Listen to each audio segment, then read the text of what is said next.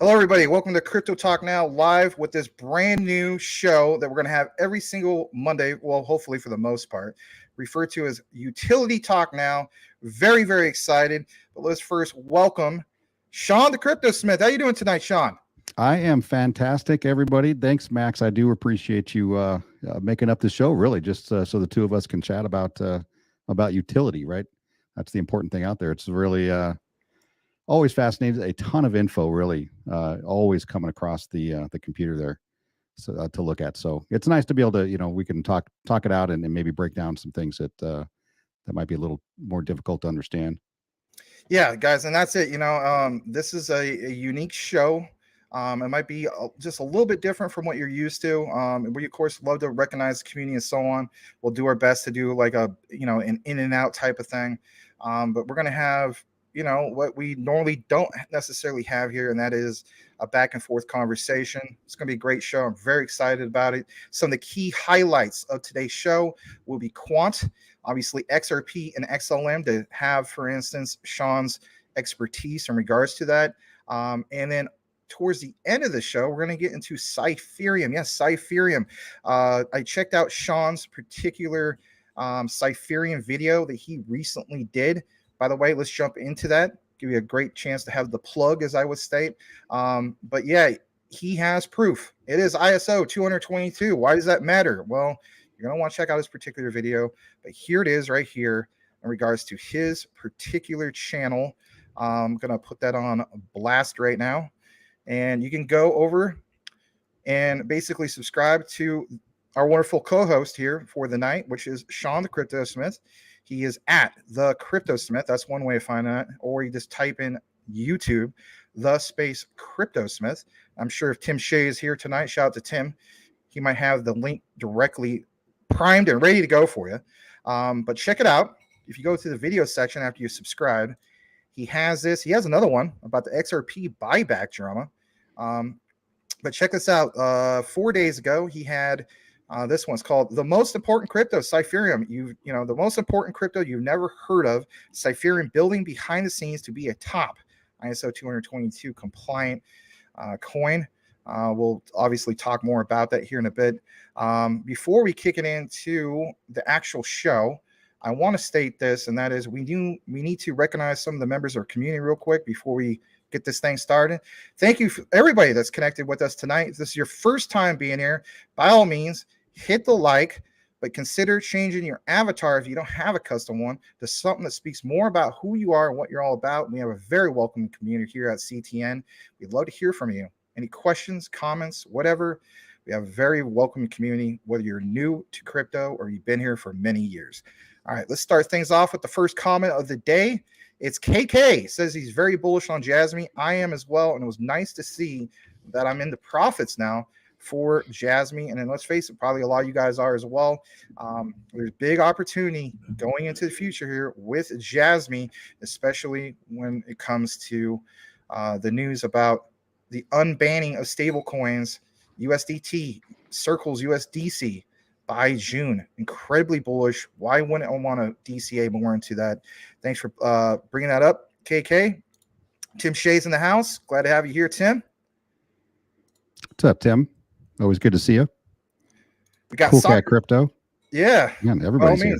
Yep, well, welcome all. Soccer Gino, glad to have you back. Hey, fam, hope everyone's doing well. He states, I want to give a shout out to Larry. The reason why I'm going to give a shout out to Larry, not just because he's Larry, but like he says right here, excited to see these two gentlemen, Max and Sean, for the first episode of their new show together, Crypto Talk Now. But guys, how about this? Little known fact. Happy birthday to Larry. Happy birthday to you, my friend. I hope you're having a great day so far. You, your girlfriend, your family, where the case be. Happy birthday to Larry. Happy birthday, Larry. Yeah, absolutely. Larry, Mr. XRP now. What a great way to come into XRP, right? So, yeah. Heck yeah. Soccer Gino says he's ready to have his coffee and pizza. Let me just welcome a few more guys. Brian Dowie's in the house. I know we say hello to Tim Shea. How about Coochie Boy, who's starting the CTN party tonight? I think might be Sean, might be Larry with his birthday, right? So let's get more into it. Watermelon, Crypto, Sugar High. Good evening, Max, Sean, and the CTN fam. Appreciate it. Appreciate it, Crypto High. All right, Crypto McDizzle's in the house. You know I'm going to say it. For shizzle manizzle for show. All right. Also in the house is Sobo, fellow educator. Great to see you, fellow teacher here. Sobo, glad to have you here. This is great. Good to see two of you. Thank you very much. Appreciate that. Cash Cats is in the house. Very active in the community. Thanks for being here, Cash. Hi, Max, the CTM fam. Good to see you. GS is in the house. Lots of you guys here tonight. Cool Cat Crypto, we already welcomed you. Well, Sean did at least. Thanks for being here. Let me see. Michael Montclair, the man of the hour. Maybe we'll sing happy birthday to Larry, huh? Maybe in Italian. That'd be cool. Ooh, that would be good. Love to hear that. Yeah. Let me see what else we got up in his house. All right, we got Mr. Lambo's Crypto Talk. What's up, CTF fam? Happy birthday, Larry. Yes, thank you very much. And Joker's Wild. Hi, fellas. Thanks for being here, Joker's Wild. Rayan's up in the house. Good to see you. You and your picture of your son, Rayan. Here's a guy I definitely want to welcome who it comes from the recorded to the live, and that is Ironmart Online. That is awesome that you're here, Ironmart. Thank you for being so supportive of CTN continuously in the record and so on. Glad to have you here tonight.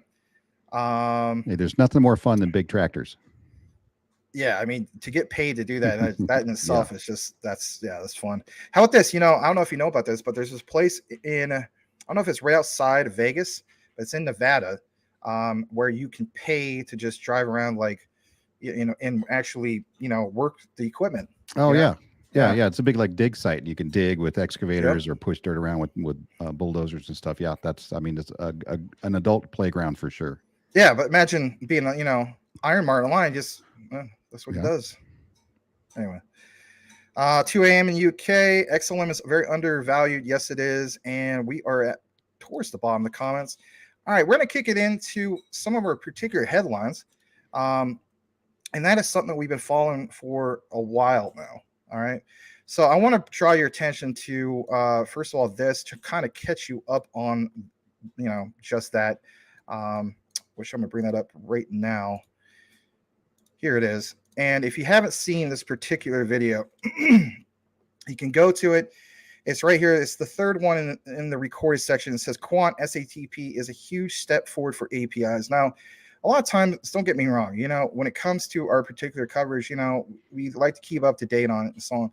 But there needs to be, a particular amount of emphasis on the IETF and the specific thing when it comes to the SATP and why that matters and so on. So I'm going to show you guys this. And of course, the other day, I think when I was last with you guys on Friday, we reported this whole thing. Greg Lunt did the breaking news in regards to it, kind of like what you see right here. After 2 years of work and deliberation, Secure Asset Transfer Protocol is now an official working group with the IETF. Now, if you're wondering about the IETF, why do they matter, right? The Internet Engineering Task Force makes the internet work better. You may be thinking, no big deal. It is a big deal. Let me show you why it's such a big deal. So here's the particular site, and they've been doing this, right, for a while now. All right, so we're talking literally since the 80s. Listen to this, guys. I want to show you this real quick before we have our conversation about this. So if you're wondering about this, this is not some Joe Schmo, run-of-the-mill, insignificant thing. When I did more of my own research and dug into it, look at this. Internet Engineering Task Force, founded in 1986. We're talking about the very, very early days. If any of you guys used the internet back in the early days, you remember specifically news groups, IRC, things like that, right? And of course, we evolved from there. So they are the premier standards development organization, SDO, for the internet. Just to give you a little brief thing right here, the mission of them is, for instance, the overall goal is to make the internet work better, produce higher quality, relevant technical and engineering documents to influence the way people design, use, and manage the internet in a way to make the internet work better, right? Think about where we're at with Web 3, where we jump from Web 2 to Web 3. There's, of course, participation in regards to this, but they try to keep things fair. And if anything, they recognize Quant because of interoperability. And that is a key thing I want to draw to you guys' attention before we kick it into this particular conversation, I want to show you guys just a tad bit more in regards to some updates. So Gilbert Verdian the other day weighed in on SATP achieving IETF working group status. Now, if you're wondering about SATP specifically, that stands for Secure Asset Transfer Protocol. They are a charter working group, and their objective, like you see right here, is look at the key thing: interoperability problem. To solve the interoperability problem in many digital asset networks, frequently shortened to network simplicity. Here's one of the other goals. Working group to develop a standard program which operates between two peer gateways for the purpose of transferring digital assets between originator in the origin network to a beneficiary in destination network. They realize the problems in the space and how we evolve. Eventually, we'll go from Web 3 to Web 4. So with that said, I know this was kind of a lot to throw at Sean, but Sean is also invested in the likes of Quant. What did you gather in regards to this? And do you feel as this is significant as I think it is when it comes to these things with APIs? Because to me, APIs is huge. That's what stands out for Quant. So Quant, you say, I've never heard of it. Don't know what it is. No. So yeah, I'm definitely into Quant. And so what I want to say about this, obviously, the SATP is going from, network to network, or gateway to gateway, right? Not necessarily wallet to wallet. So it's not end to end or peer to peer, but it's going to interconnect just like the SATP. It's going to do the same thing Quant does, the same thing. There's a couple other programs out there or projects out there that do the same thing, but the important part here is the interoperability. And some people think, okay, interoperability, that sounds cool, but why is it so important, right?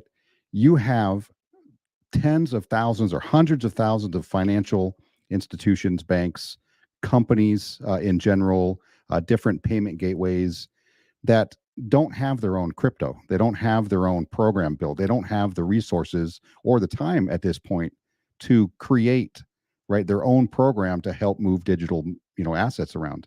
So interoperability, that's why it's so important. When you have something so, I don't want to say basic, because obviously it's not basic, but just the fact that you can plug and play APIs from software to software in two completely different industries and have it link and work, right? So these companies are going to be able to go in and just use Quant and say, hey, I want to use your network or your software, plug in here, send money over to some other business overseas, and just have it work, right? And that's the SATP is doing the same thing. It's taking unlike businesses, let's say, and basically linking them together with APIs, which is super cool, right? And that's why it's really important that these things are coming out right now. Yeah, it really is. I'm glad you were able to explain some of that. One of the other things I'm going to present to you guys a little bit more in regards to some of these things with the SATP in conjunction with IETF and so on. So there's a little bit more in regards to this, and I'm going to present this in a way you can see it visually on your screen. So it's this right here, basically, and it has a complete breakdown in regards to all this. So just to kind of give you the gist of this was published just roughly a few days ago, 2 days ago to be exact. But Gilbert Verdian went into detail in regards to this, because here's the thing. I personally just think this is absolutely like groundbreaking, like it says right here. So he published, as in Gilbert Verdian, a full thread with the origin story and future impact of this specific protocol, right?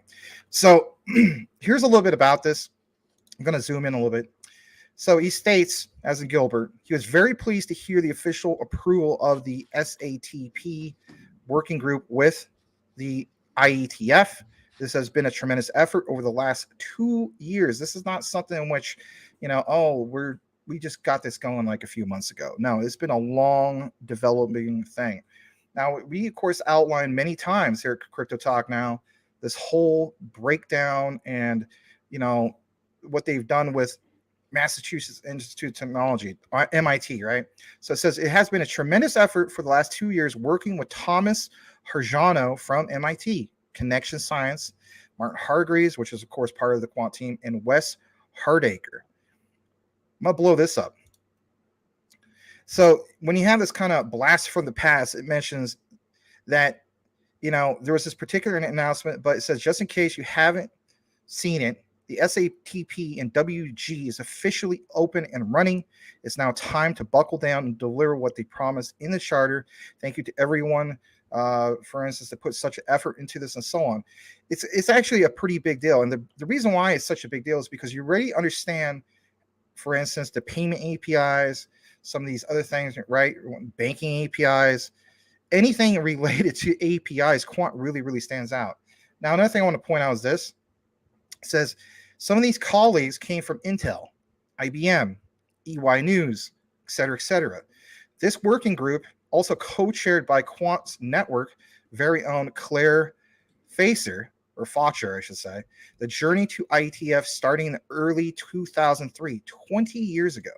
So for people that want to flood Quant, and I've seen it in regards to our recorded content, there's people saying, "Oh, this is not that big of a deal. It's never going to get to a four or even 5-digit, coin/token."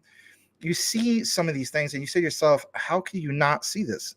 So over 20 years, right? This has been going on with this particular journey and so on. And when you think about the IETF, it dates all the way back to the 80s. So I wanted to point that out. But another thing I want to point out is the private and public sector. Look at this. Gilbert Verdine was concerned about the security and underlying internet protocols we rely on daily. We just didn't build an effective security at the core and since had to implement multiple security workarounds to manage this. When they talk about secure smart contracts, right? It's not just a smart contract, it's a secure smart contract. Look at this, just a little bit more in regards to this. Since the late 90s, Gilbert was looking at how to better secure the internet.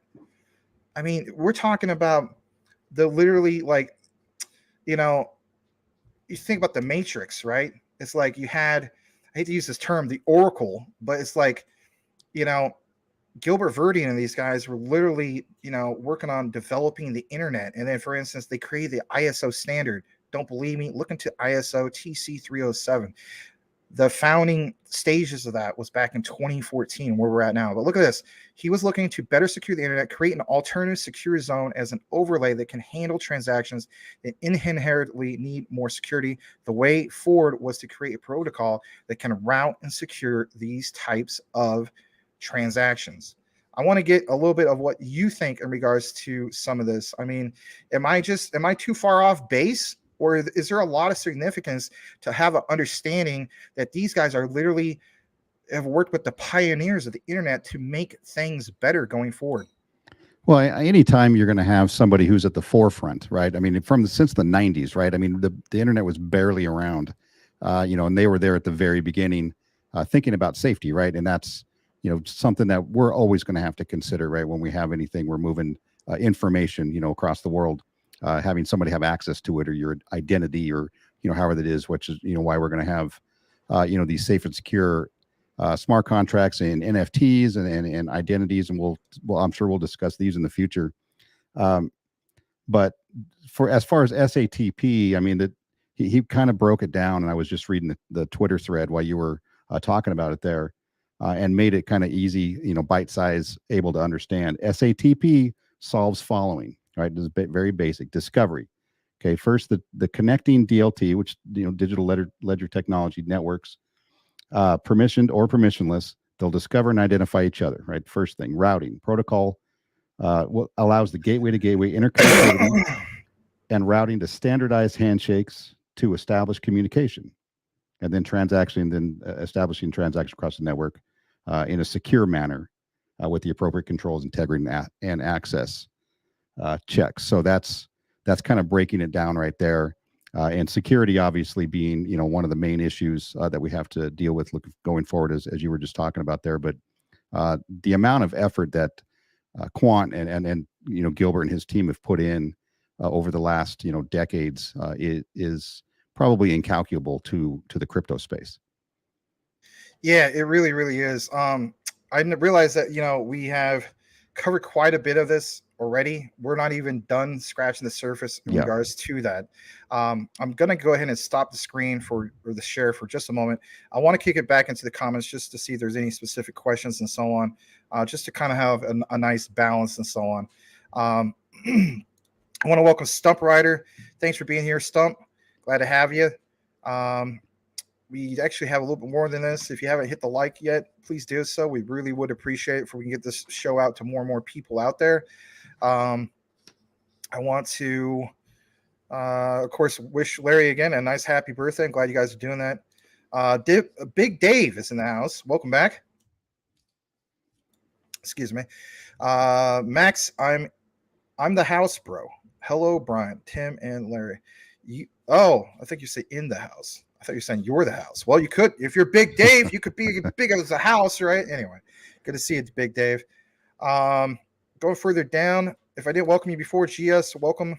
Salamander's back. Good to see you, Salamander, XDC Commander. Salamander, welcome. And let's see here. You guys are getting the whatchamacallit, the whole algorithm going with the emojis. We appreciate that. Brittany looking lovely. Brittany states happy Monday. Let me see real quick. You got an old school camera that you took that with?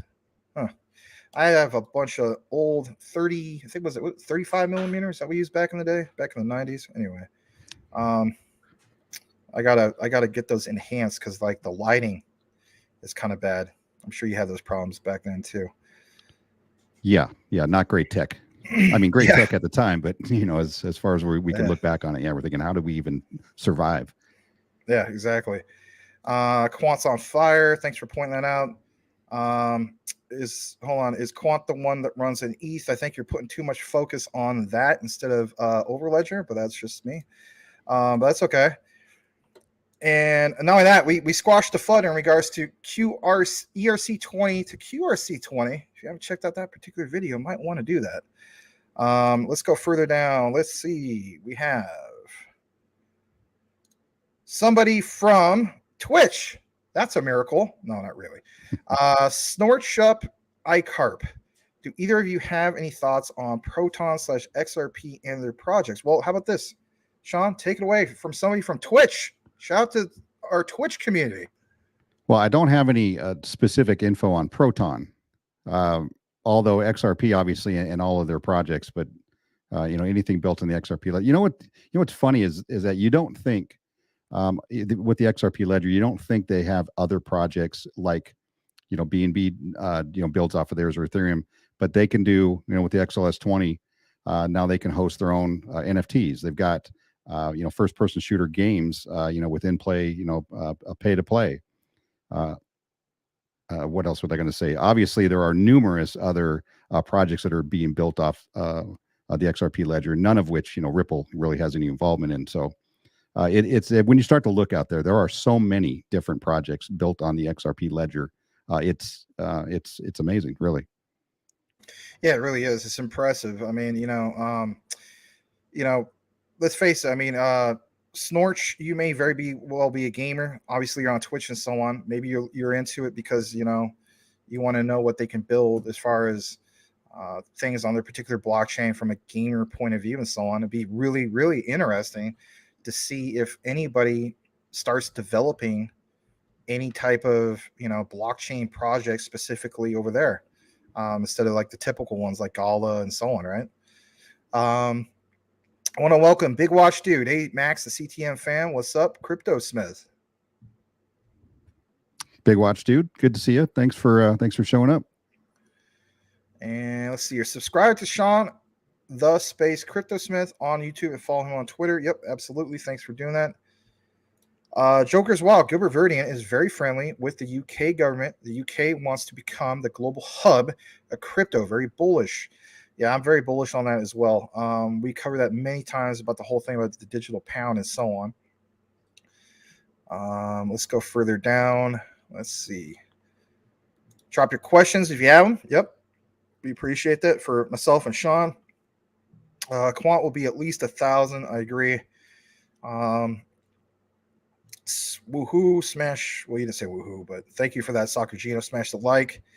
We'll be grateful for $15 XRP. A lot of people will. I think that's yeah. That's just a small jump milestone. I mean, but it all starts there. Yes, happy birthday to Larry. 8 days for February 14th, 2023. Don't forget, 5 p.m. Eastern time as well. That's a very good point, though. And yep, wishing him happy birthday. Thanks for $2 super chat. Before I actually kicked it back in the comments, I went to the other screen just to double check, and I didn't see anything at the moment. So that was at 7:21. Only about a 4-minute delay. Not too bad. Welcome to Crypto Smith on your new show on Monday. How about that? Thanks, Salamander. I really appreciate it. It's an absolute honor to do this. Yeah, thank you so much, Salamander. Thanks for $2 super chat. Really do appreciate it. Yep, Triple C in the house. Welcome, Cody Core. Good to see you here tonight, Cody. And let's see here. Here's a question. Hey, Max and Sean, it seems that ALBT is moving a little bit. What are your thoughts? Well, that is the V1, but I don't know. Do you have any thoughts on that? It's the same thing as the FTT token, right? People are just trying to trade. I'm sure there's not a ton of liquidity there to deal with, but you can make it move. If somebody gets in there and spend a little bit of money, they can get that chart to move. But whereas if you wait too long, your exit liquidity is gone and you can't get out of it. Right. So until yeah. So yeah, I mean, that's what's happening. Same thing with LUNC. Everybody's just speculating.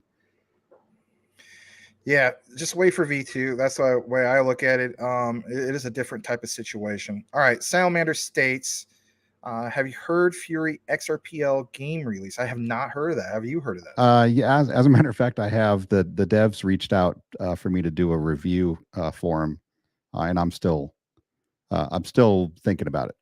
So really, I may do a review on it. Yeah. I mean, it's a cool game. I mean, I've checked out the game. I think they got a demo coming out.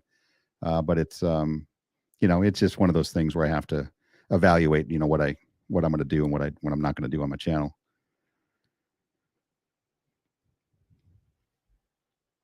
Yeah, that makes sense. All right,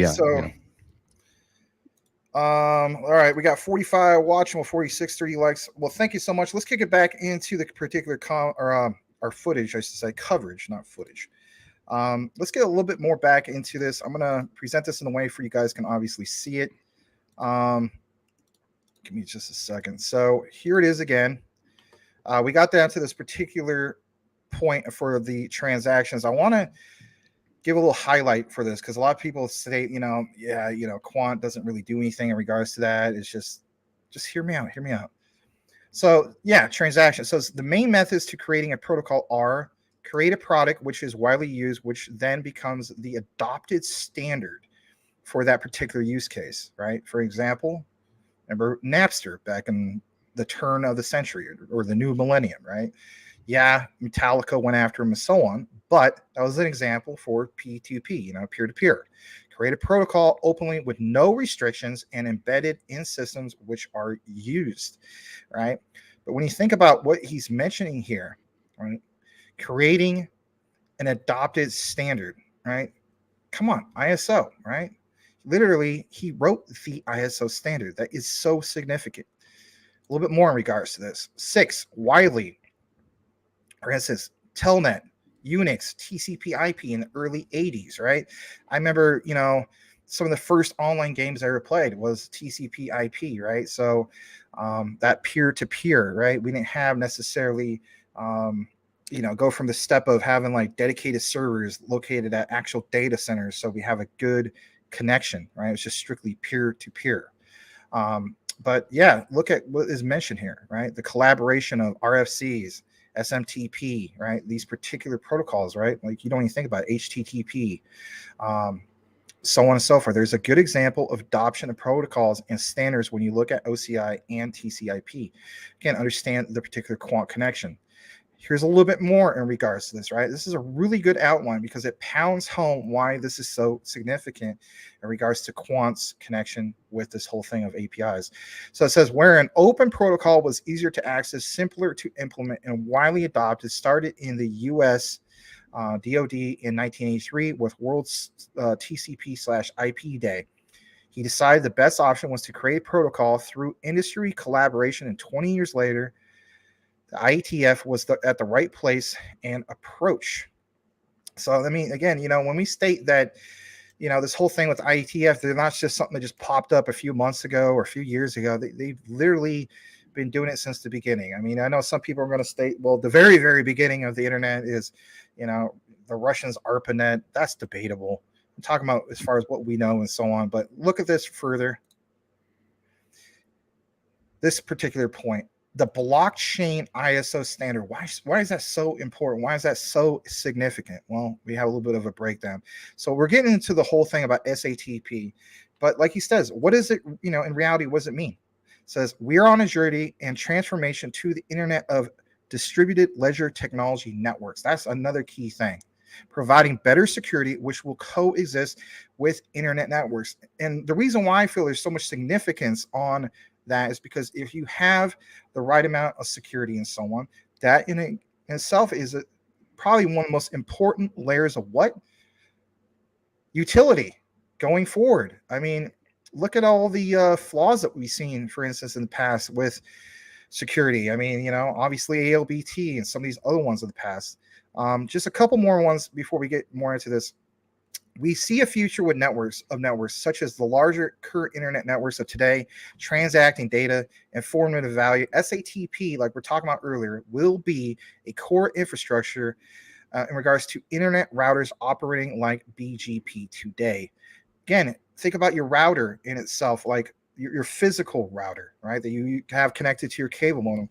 I mean, I'm looking at, for instance, like, some of the old technology I had before we had a cable modem of, DOS's 3 modems and stuff like that, or the evolution of old routers compared to what we have now. SATP will solve the following: discovery, first connecting DLT networks, both internal, external, permission, and permissionless to discovery and identity or identify each other. Routing, the protocol will allow gateway to gateway interconnectivity and routing to standardize handshakes too. Like, some people don't understand what we were talking about in regards to this, but it's when you hear these terms handshakes, it just means just that. It's a virtual handshake. Basically send out a signal, and in order for something to communicate with that, you have what is referred to as a virtual handshake. It's making, as the saying goes, a connection. Just real quick, what do you think in regards to some of this? I mean, do you think that this is overstated? Do you feel like it's not that big of a deal? Or do you feel as though that SATP and this whole thing with IETF is pretty huge for quant? Because I think it is. Well, as you were mentioning, all those other protocols from before that are now, widely adopted, they're just the standard.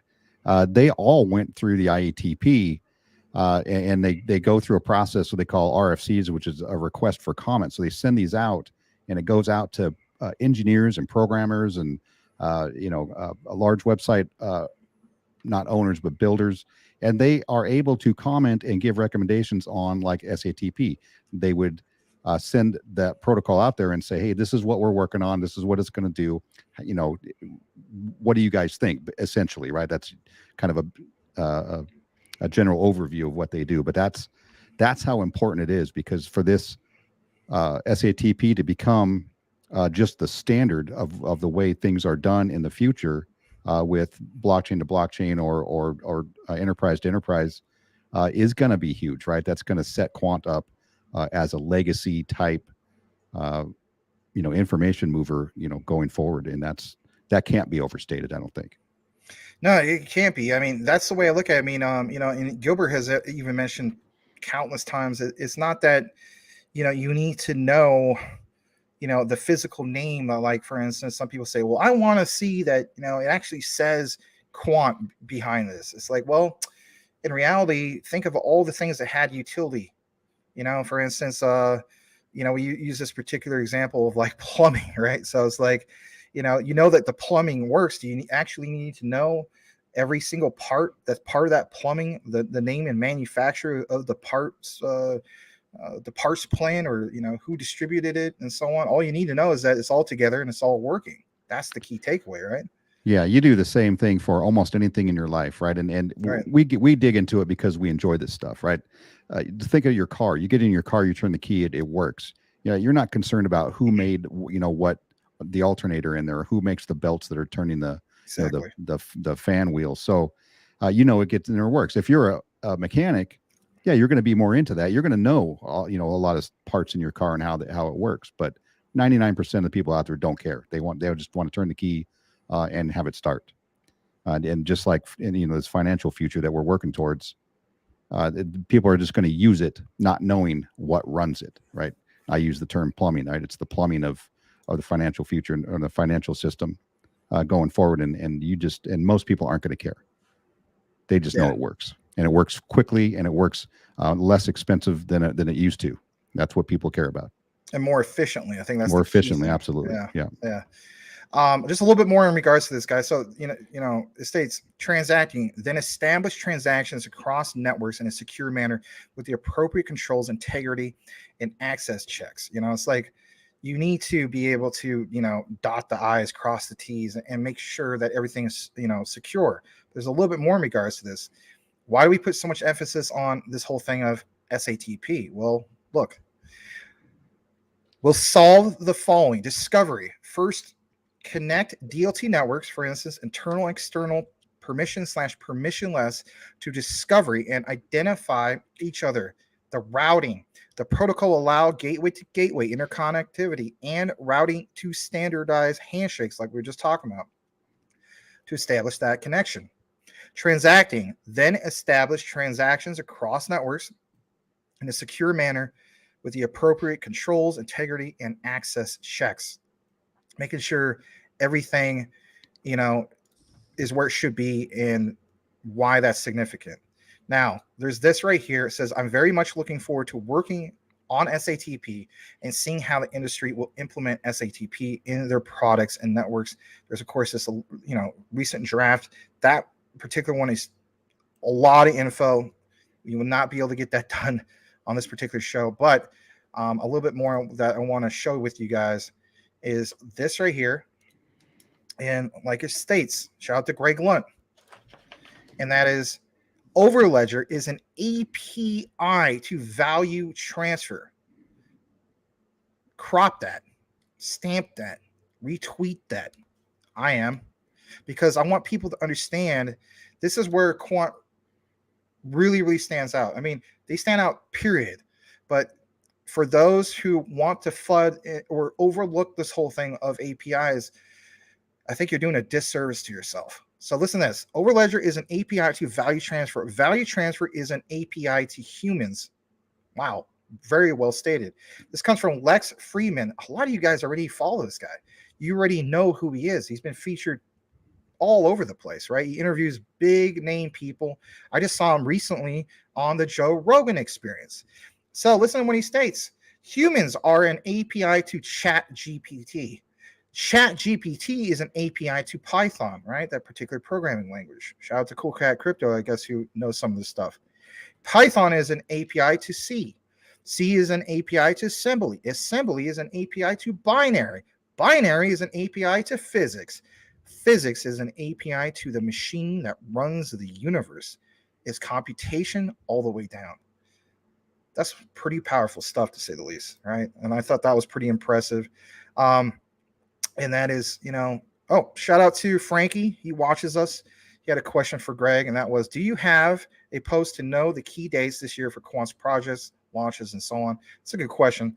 One more before we kick it back in. I want people to have more of an understanding real quick about this whole thing with IETF and why it matters so much. Here's some of the particular work that they have accomplished or done. So it says new work in the IETF begins with one or more participants producing a document called the Internet Draft, which is called I-D, and then working to get that I-D adopted for further work. Anyone can write an Internet Draft on any topic they believe is relevant to the IETF. There are different routes, though, which what you see right here, that need to be adopted or worked on to eventually become an RFC. The vast majority of IETF's work is done in many different ways. There's working groups, and the WG basically has its own mailing list with most of its interaction and all of its official work conducted via email. A WG also has charter that states the scope of discussion for the WG and its goals. The WG mailing list and WG meetings are expected to focus only on what is the charter. The WG is headed by 1 or 2, occasionally 3 W chairs, but a key thing is they have these meetings quite often on what to work on to get things moving in the right direction. And the whole idea that you have, for instance, Gilbert Verdian of Quant, Martin Hargreaves, and some of these other guys part of this particular panel is absolutely huge, because these guys at the IETF have literally been the brainchilds, if you will, the founding fathers, the pioneers of the internet from Web 1 to Web 3 and even out to Web 4 in the future. I think it's very, very powerful for Quant moving forward. And I'm really, really that much more excited, because now it's like it's a lot more than just the plumbing at this point. It's literally all of the plumbing everywhere, you name it. Very, very impressive. It's going to get your reaction to some of this. I mean, some of these meetings, and then we'll kick it back in the comments. And then, if anything, we have a little bit more in regards to some of our hot topics tonight. But before we close out this particular segment, what do you think in regards to just the whole idea that they have a say in regards to proposals with the IETF? Yeah, that's kind of what I was saying before. The IETF, so they hold 3 different meetings a year, and they hold them on different continents normally, right? They're not all in the same place. So they include upwards of 7,000 people a year that get together and get to discuss. Right, these are week-long meetings, right? So this obviously is serious, and then they can get together and they can talk about all those RFCs, all the comments, and all the recommendations that they get, kind of hash it out. And see where it goes. And then they can make their own recommendations for how you should proceed in dealing with the internet, obviously, because their entire job is to just make the internet better, right? If you want to boil it down, safer, faster. Like, how can they work on implementing, Web3, at a more efficient level? So that's really what they're doing. I think you highlighted that very well, the importance for this. And I'm sure there are some people on that task force that have been on there for decades.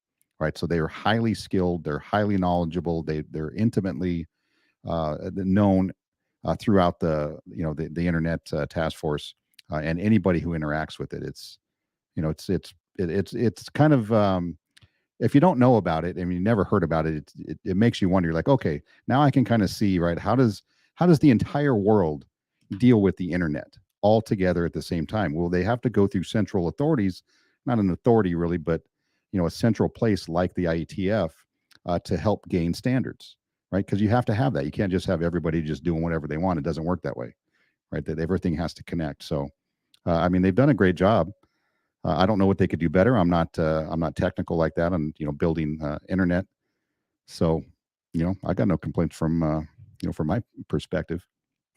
Well, the way I look at it, I mean, it's just as Larry would say, it behooves me to see people flood Quant, because it's like, you don't understand the IETF. I mean, that is not something that just was formed yesterday. I mean, when I see something like literally dating back to 1986, I was 5 years old in 1986. This dates back to the Reagan administration, everybody.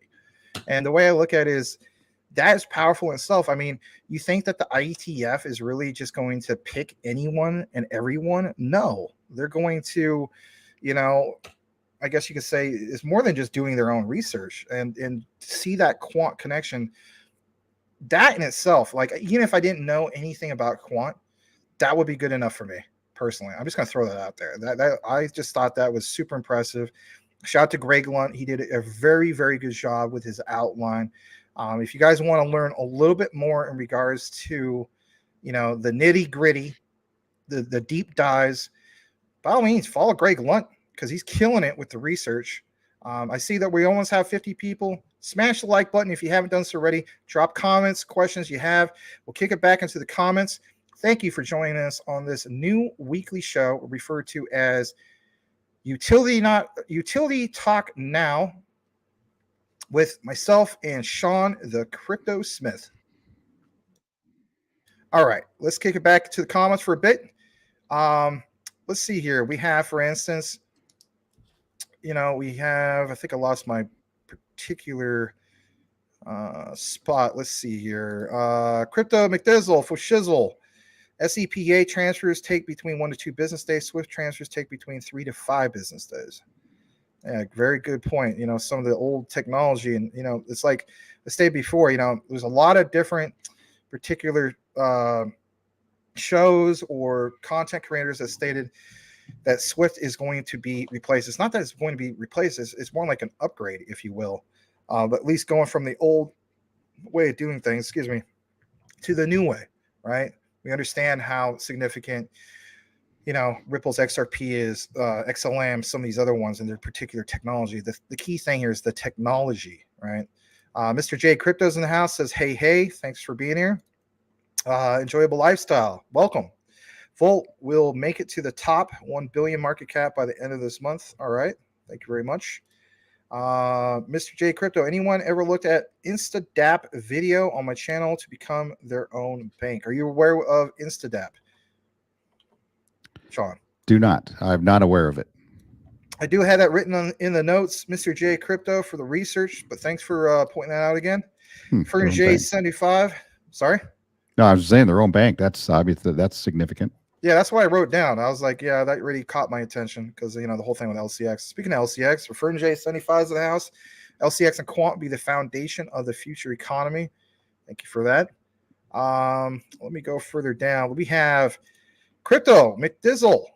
He states the LEOX token is the first public launch worldwide using the Quant Network's QRC20 standardization. That's very true.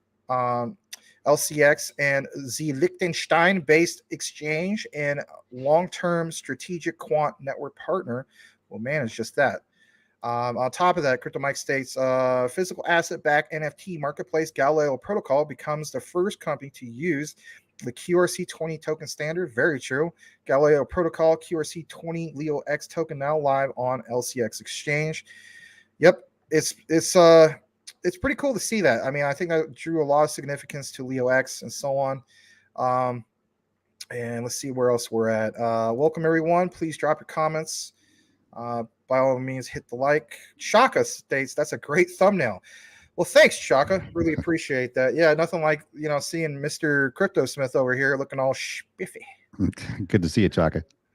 Yeah, good to see you, Shaka. Mr. Lambo states, so is ISO really launching in March? Who's Mark? March. Yes, March 20th. And to what extent? Where do we see Quant, XRP, XLM as far as price action? Well, my whole thing is this. So, I know I use this analogy a lot, but it's like literally the start of, whether it's, the on-demand liquidity, if you will, like where you have these particular ones, which is that who are going to be applying those particular things with ISO 222. So for instance, if it's the central banks are going to literally start this, and there's quite a few of them, they're going to start, for instance, on March 20th, then if anything, we should see price action reflective upon that. Now, it might not happen that exact day. It may take a little bit of time for that to be, where we really start seeing momentum. But my thing is, we should start seeing a little bit of it. I don't think anything's going to go necessarily like, boom, buy the rumor, sell the news. Everything's going parabolic in one day. But if we start seeing the central banks taking advantage of some of this particular new upgraded technology, that in itself is very significant. And I think there's going to be quite a few content creators out there. I'm just throwing this out there. Maybe Crypto Lulu, some of these other guys, maybe Coach JV. I don't know. But my point is, some of those guys, if they pointed out, for instance, like, here's this particular bank, right? I think Crypto did it. Lulu did this quite a few times. He was like, look at this. There's these particular banks who are ready, on board with this whole new ISO messaging system. They don't have it live, but they're on board for it. Like, he was tracking all that. I think the next big step is to track which ones have the mandate already implemented and the ones that are taking advantage of the cross-border payments. That should stand out, because once they start utilizing the utility of this, that's the key thing. Because I mean, even dates back to, for instance, Ethereum. I hate to use this reference, but Mark Cuban was right. If you think about, for instance, the minting of NFTs or somebody going to pay a QRC20 token, you know, a dog crap coin and so on. It was that utility that was kicked in numerous times because people had to. Now, if we have central banks using this particular utility over and over and over, because it's a nice alternative method compared to the old system, that in itself is going to be powerful. And the reason I want to state that real quick, and I actually want to get Sean's input on this, to me, if you are incentivizing banks to now start moving a tremendous amount of money that was never, I should say never, but not moved as much because they're getting hit with a big fee of like $60 billion off a $10 trillion cross-border payment.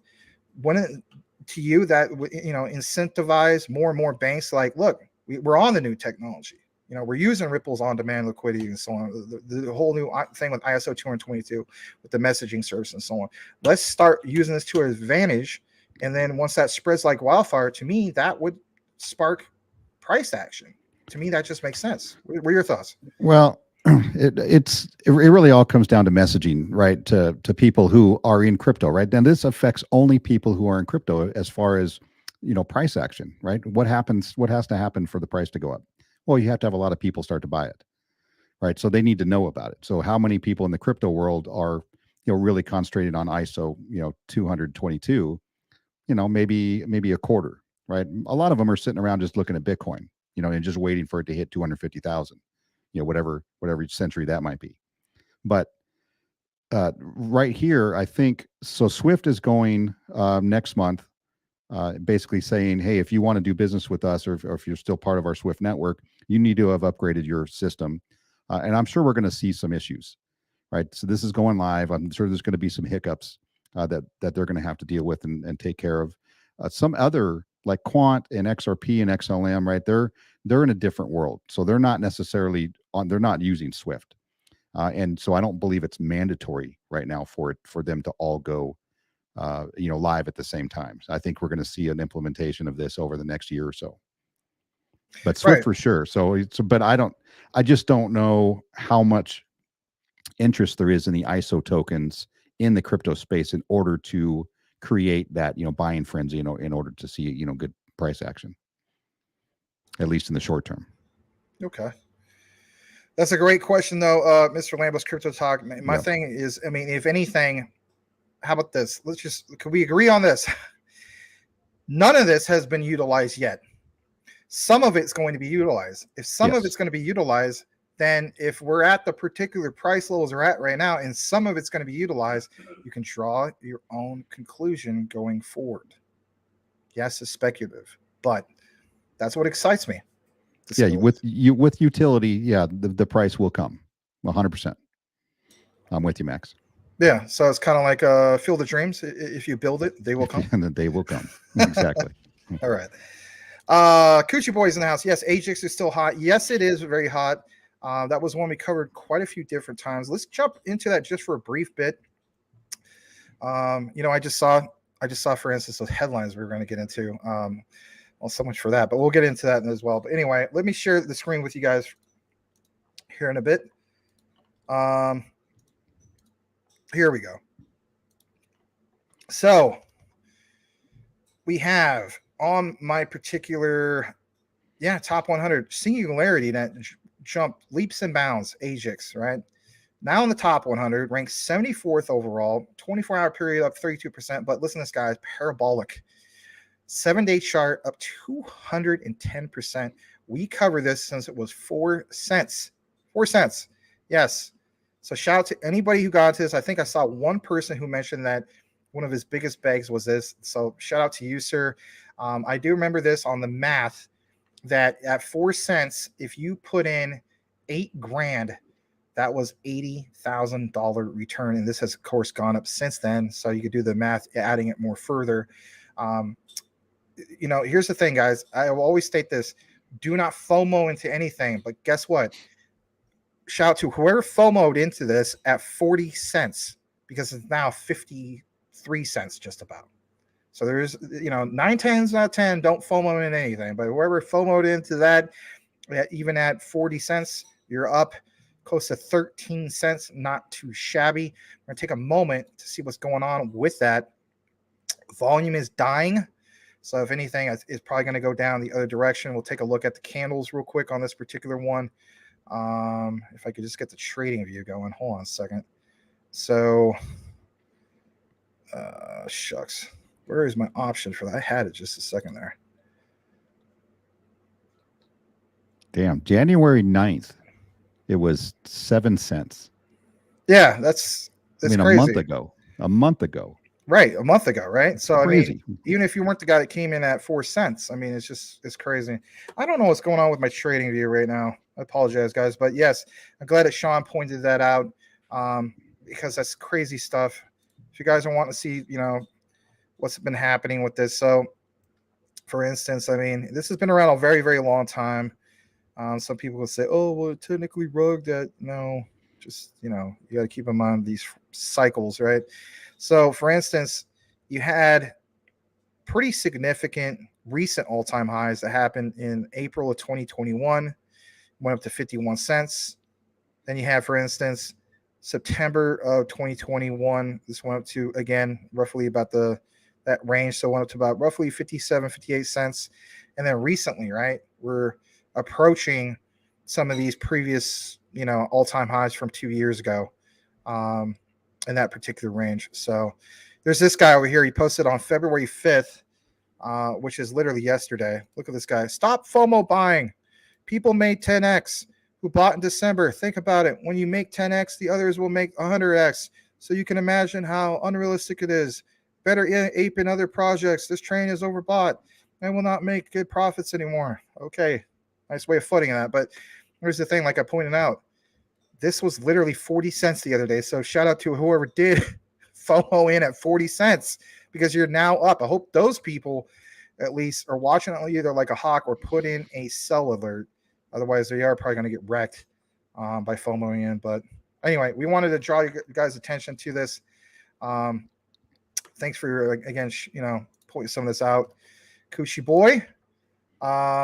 Awesome call on Ajax. Yes. I'll say be careful of the AI projects coming out right now, right? There's going to be a ton of AI projects coming out, and they are going to be the new Inu projects.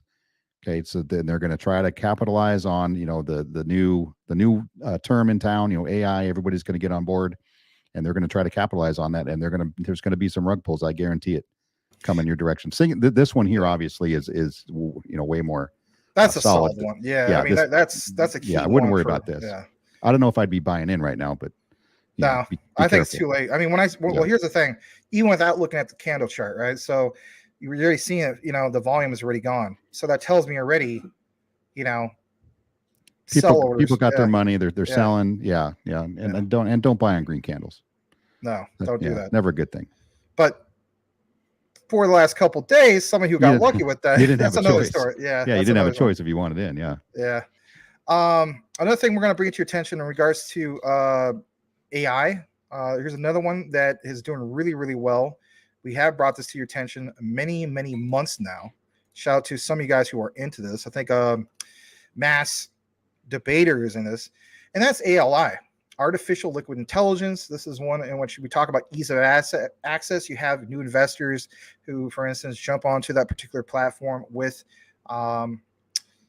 crypto.com. They could go on, this and get it. We saw this as low as, I believe, in the 2 cent range, something like that. This has also gone parabolic. On the 7-day chart, it's up 172%. ALI, I mentioned numerous times, this is a great swing trade. Did very, very well for swing trading for 2022. I even said, I don't know for sure, but it might also be a very good long-term one. But whatever the case be, there's a few of you guys who pointed this out, who recently came to our show, like for instance, the last couple months. But yeah, this is one I've been talking about here and there, literally maybe once a week or once every other week. I've stated it. I know some of you guys remember me stating this, and that is ALI, a nice swing trade, doing very, very, very well, to say the least. So, all right, let's get it back into our particular coverage here in a bit. Let's see if we have any other questions before we do so, just to kind of keep up with the flow. Can't imagine this token was around 4 cents a month ago. Yeah, good point. Yeah, Sean just basically stated that. Please hit that like button. We would appreciate it. Bachtron is back. Welcome, Bach. Mr. Lambos, on different ends of the YouTube price prediction spectrum, you have some saying that XRP will 10,000 a coin, and others saying it'll never get to 100. Realistically speaking, why such a discrepancy? I think it just depends on the base. I think it depends on the person who was into it. Your thoughts, Sean?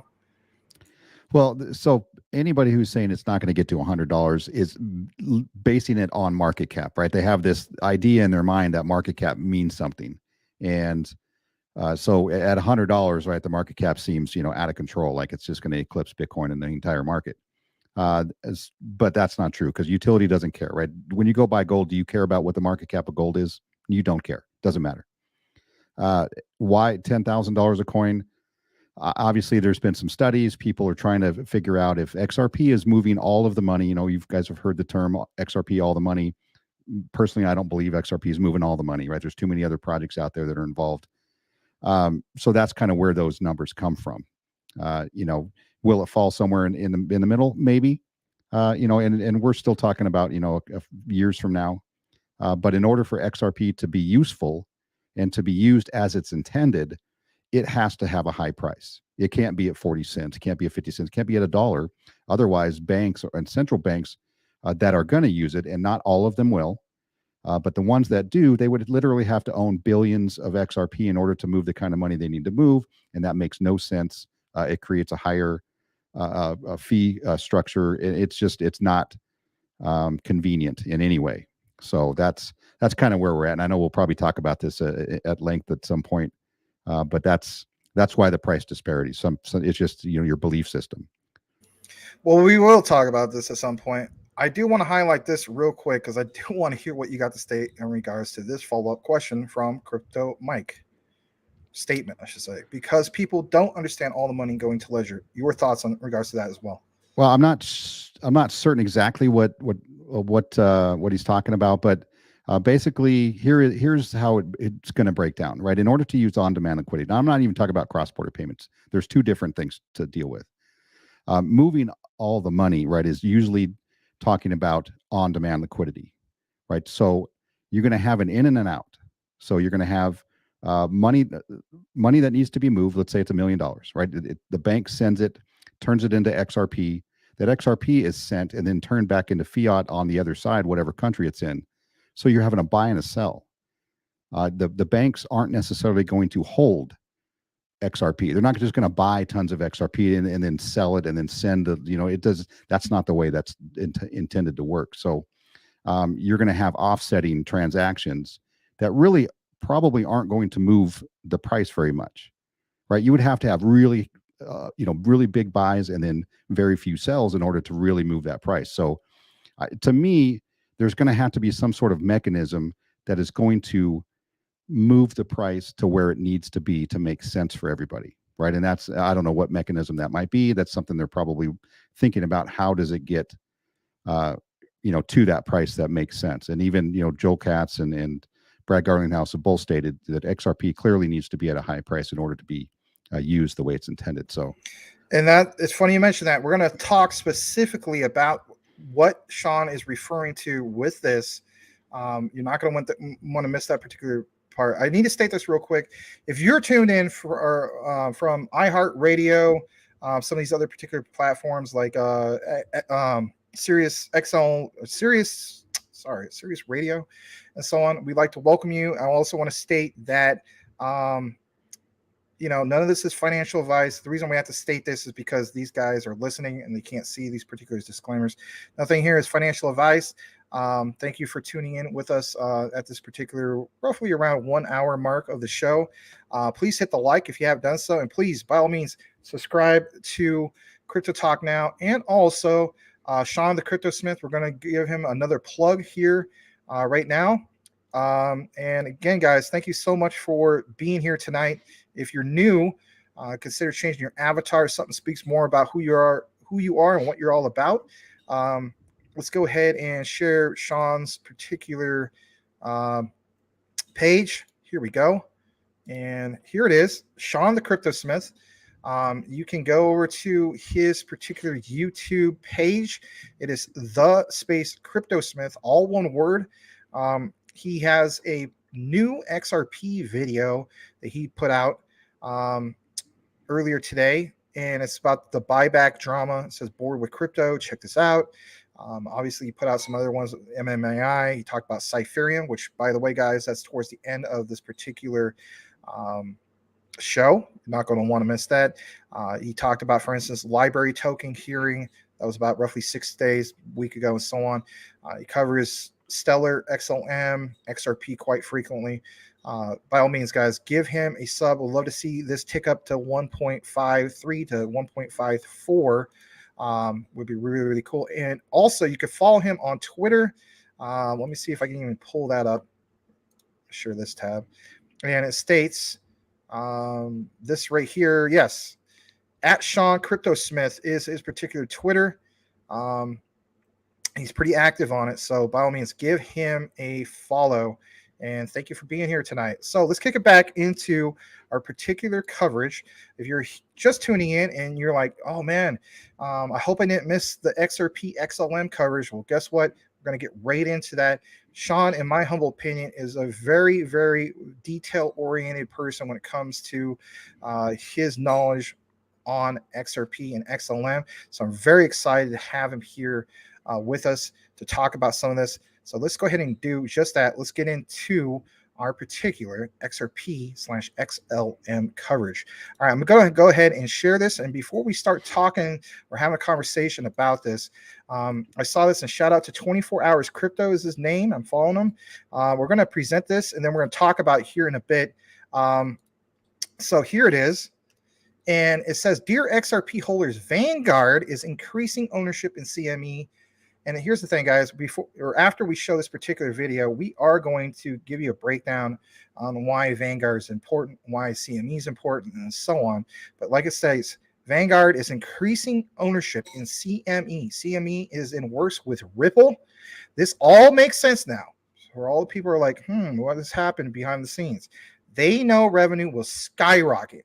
This should be a major buy signal for XRP. Now, I cannot give you financial advice. You have to make your own decision in regards to if you feel as though, oh my God, this is going to take off sooner than anybody thinks.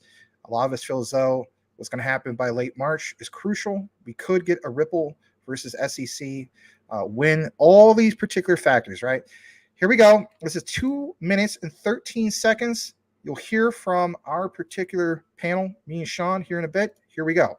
Vanguard, $7 trillion under management, increasing their ownership into CME, which they're working with Ripple, because folks, the next generation of, the Amazon, the Apples, the Googles are going to be these crypto companies, AKA like Ripple.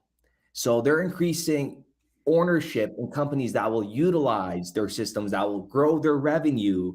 And Vanguard is going to obviously benefit off that. Okay. This is going to get crazy. Back in 2015, Ripple Lab raises $28 million from IDG, Capital Partners, CME Group, Seagate, and others. Okay, this is back from 2015. Vanguard increasing its ownership in CME, which they're working with Ripple. In 2016, after CME invested into Ripple, we have a group executive from the CME Group, Miguel Vaz, joins Ripple. And I'm going to pop up. What's really interesting here is his LinkedIn profile and how it all goes after from here. And this is on the CME website. It's taken down. CME Ventures, the portfolio companies that they're working with. If we just scroll down, we have Ripple. Ripple provides global financial settlement solutions to enable the world of exchange value like it already exchanges information. So let's go look into Miguel. Let's look at his LinkedIn profile. So 2016 to 2020, he was a head of XRP markets at Ripple. And then he went on to Licto, and you guys know the Ripple IPO is there. And then he's on the board of directors for AGD, which this is pretty cool as well. I'm going to tie all this together. And then he's the chief liquidity officer at Forte. If you guys recall, Ripple partner Forte teaming up with game developers to integrate blockchain. just in 2021, Forte closes additional 725 million in funding to extend its lead in building a compliant, interoperable blockchain gaming platform. So earlier we just talked about the whole thing just briefly. So many comments mentioned, what do you guys think about this particular game? What was it, Fury? Now you see this, for instance, Sean. Your thoughts in regards to all this before we do more of a breakdown about the significance of Vanguard Group and CME. Well, obviously, Vanguard Group, one of the largest, asset holding companies out there in the world, they see what's coming, right? Just like you mentioned, they know there's money to be made here. They're not going to miss out. It says, what do they own? Let me bring it back up. 8%, right? Because they have to file with the SEC anytime they're going to buy, large portions of other companies. They've got to tell people. But what they invest in are things that make money, and that's, you can guarantee Vanguard, it doesn't invest in things that don't make money. BlackRock, obviously they own portions of BlackRock. 725 million in funding to extend. Yeah, so top holders of the CME group, right? These are huge companies, and then them being involved, or CME being involved with Ripple, is just one more stone, in this road that they've been paving for years and years, and decade now, where you see like this, the gentleman who was on the head of the head of markets at Ripple. He has been part of so many other groups influential in the crypto system, just like who was it? The one that's probably going to hold the IPO for Ripple when it comes out, even though they haven't officially stated yet. But that's just, everybody's interconnected. If you go back and you look at the board of Ripple and see where they come from, and then where previous board members go, heads of central banks, heads of monetary policy in different countries, parts of the U.S. government monetary policy, like they're out there, and they're I think one of them's even over at BlackRock, an advisor at BlackRock, right? Who was at Ripple. So just right, yeah, they literally have their finger in everything Ripple does. So that lets me know I have more trust now in Ripple, and obviously using XRP at some point in the investment I made, and how I can definitely see they are going to be one of the largest players in the coming years. Well, even BlackRock has their finger in everything. I mean, the world's largest asset custodian, whether Larry Fink wants to admit that or not, I think he doesn't want to admit that for tax purposes. That's just my own opinion. But let's see here. I want to show this real quick. There's a question came up. It was from Big Watch Dude. He says, Max or Sean, I heard a report today that Ripple has been buying back XRP for a while. Keep the price stabilized. Your thoughts? You want to answer that one? So what happens every month? So there's a huge escrow account that Ripple has, like 45 billion XRP. They release. It used to be like $1 billion a month, and then they've changed amounts, from time to time. But let's say they release, $1 billion XRP onto the market. Now those XRP go out to satisfy on-demand liquidity corridors, and that's whatever isn't used or isn't going to be used. They pull that back, and they hang on to it. Now, I saw the report too, and I don't know if their intention is to buy it back to help stabilize the price, because obviously they're hurting the market if they're going to throw that much XRP on the market. That doesn't really help anything, right? And they're pulling it back, but they do not sell to exchanges, right? And they haven't sold to exchanges since 2019. So they're putting this XRP out there to be utilized the way that it was designed for. Because if you recall, they've said years ago, XRP was not designed for retail, right? It wasn't designed for you and I to hold it. It was for the banks and the CBDC transfers and all that. So that's why they buy it back. They buy it back to keep it off the market, right? That does help the price. But they also are holding on to it so that it can be used for the intention it was designed for. Yeah, very, very true. I know we're on the subject of Ripple's XRP and so on. Cool Cat, I actually made this video a while back. I'm going to show you what I'm talking about real quick. Just a second. So, it's this one right here. This goes into detail about addressing the ERC-20 gas fee misinformation. I did a whole breakdown, 8.5 minutes in regards to that. So this has an outline, and it gets into your particular question. So I highly recommend you take a look into that. I just don't want to put the whole emphasis on that. That was the reason why I made that particular video. And it's only 8.5 minutes, not too long, but it definitely addresses some of the misinformation in regards to all the FUD about, quant or, QNT being a ERC20 token. All right. So we came out with that over a month ago. By all means, take a look into it if you want, or if you don't want it, that's okay too. You can get it straight from the quant side. All right. So let's see here. If I accidentally skipped anybody, I apologize. Let me see. Coochie Boy's got a good question here. He says, the only problem I see with XRP is that it's too fast. Or I'm sorry, is that it's too fast. If it was slower, then more would be needed. By it being fast, it's easier reusable, in my opinion. Your thoughts on that particular one? Yeah, I know we had some information here that we were going to talk about that's kind of that addresses that, right? And there are price predictions out there that talk about how many times per day that a particular XRP could be used. Because, like I said, remember, you're going to have an in and an out, right? So you're going to have offsetting transactions utilizing this XRP, and so it's going to be able to be used multiple times a day, and they take that into account. The problem is that how many billions of XRP do you want to be transferring for one monetary transfer, right? So that's why the price needs to be higher, and that also affects the fee. So that's, I think, is what he's talking about. Yes, it is fast. It's designed to be fast. And think about this: if it wasn't quick, then you have to deal with the Bitcoin dilemma, where you send it, right? If I'm paying for something in another country and I send it and it takes 2 hours to settle, well, how much could Bitcoin move in 2 hours? Now, you may be getting more value, you may be getting less value for what you intended. That's the problem. That's why it has to be fast, because then the price makes no difference. The volatility makes no difference. Yeah, very good point. All right, so let's see here. We have a few more comments. Sean the Crypto Smith links for YouTube and Twitter. 50 likes. Drop questions and comments. Thank you for that. Token velocity will be a factor for XRP.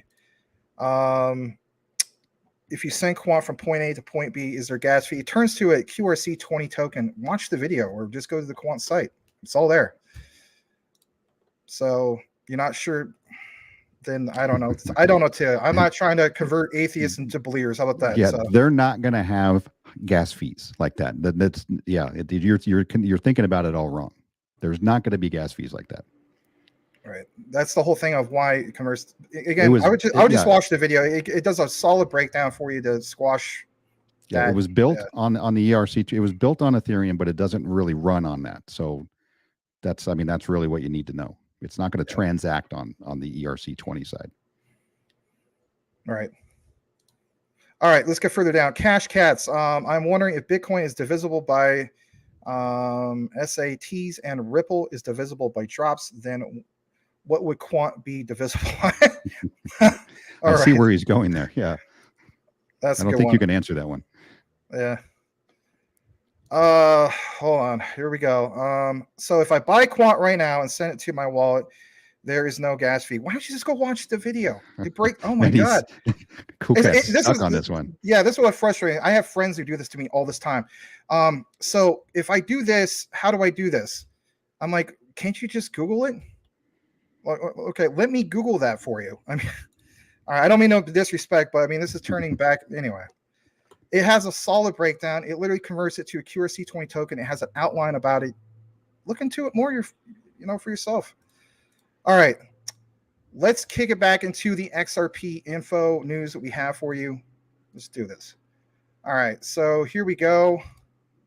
And it's in regards to Vanguard, because we need to understand a little bit more in regards to Vanguard. Here it is. Vanguard Group Incorporation, I should say, increases ownership in CME/CME Group Incorporated. this was all the way back to February, right? So, again, like we point out here at Crypto Talk Now, you have to have an idea of what happened in the past to give you a better perspective of why some of these key things being outlined now is so important. So, for instance, it shows here that the Vanguard Group back then filed a 13GA form in the Securities and Exchange Commission. Yeah, the SEC. Kind of crazy about that particular connection, right?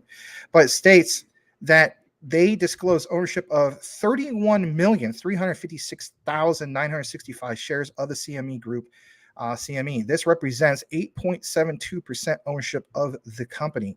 In their previous filing that dated to February 10th, 2021, the investor reported owning 28,231,615 shares and 7.86% of the company, indicating an increase in shares of 11.07% and an increase in total ownership of 10.94%.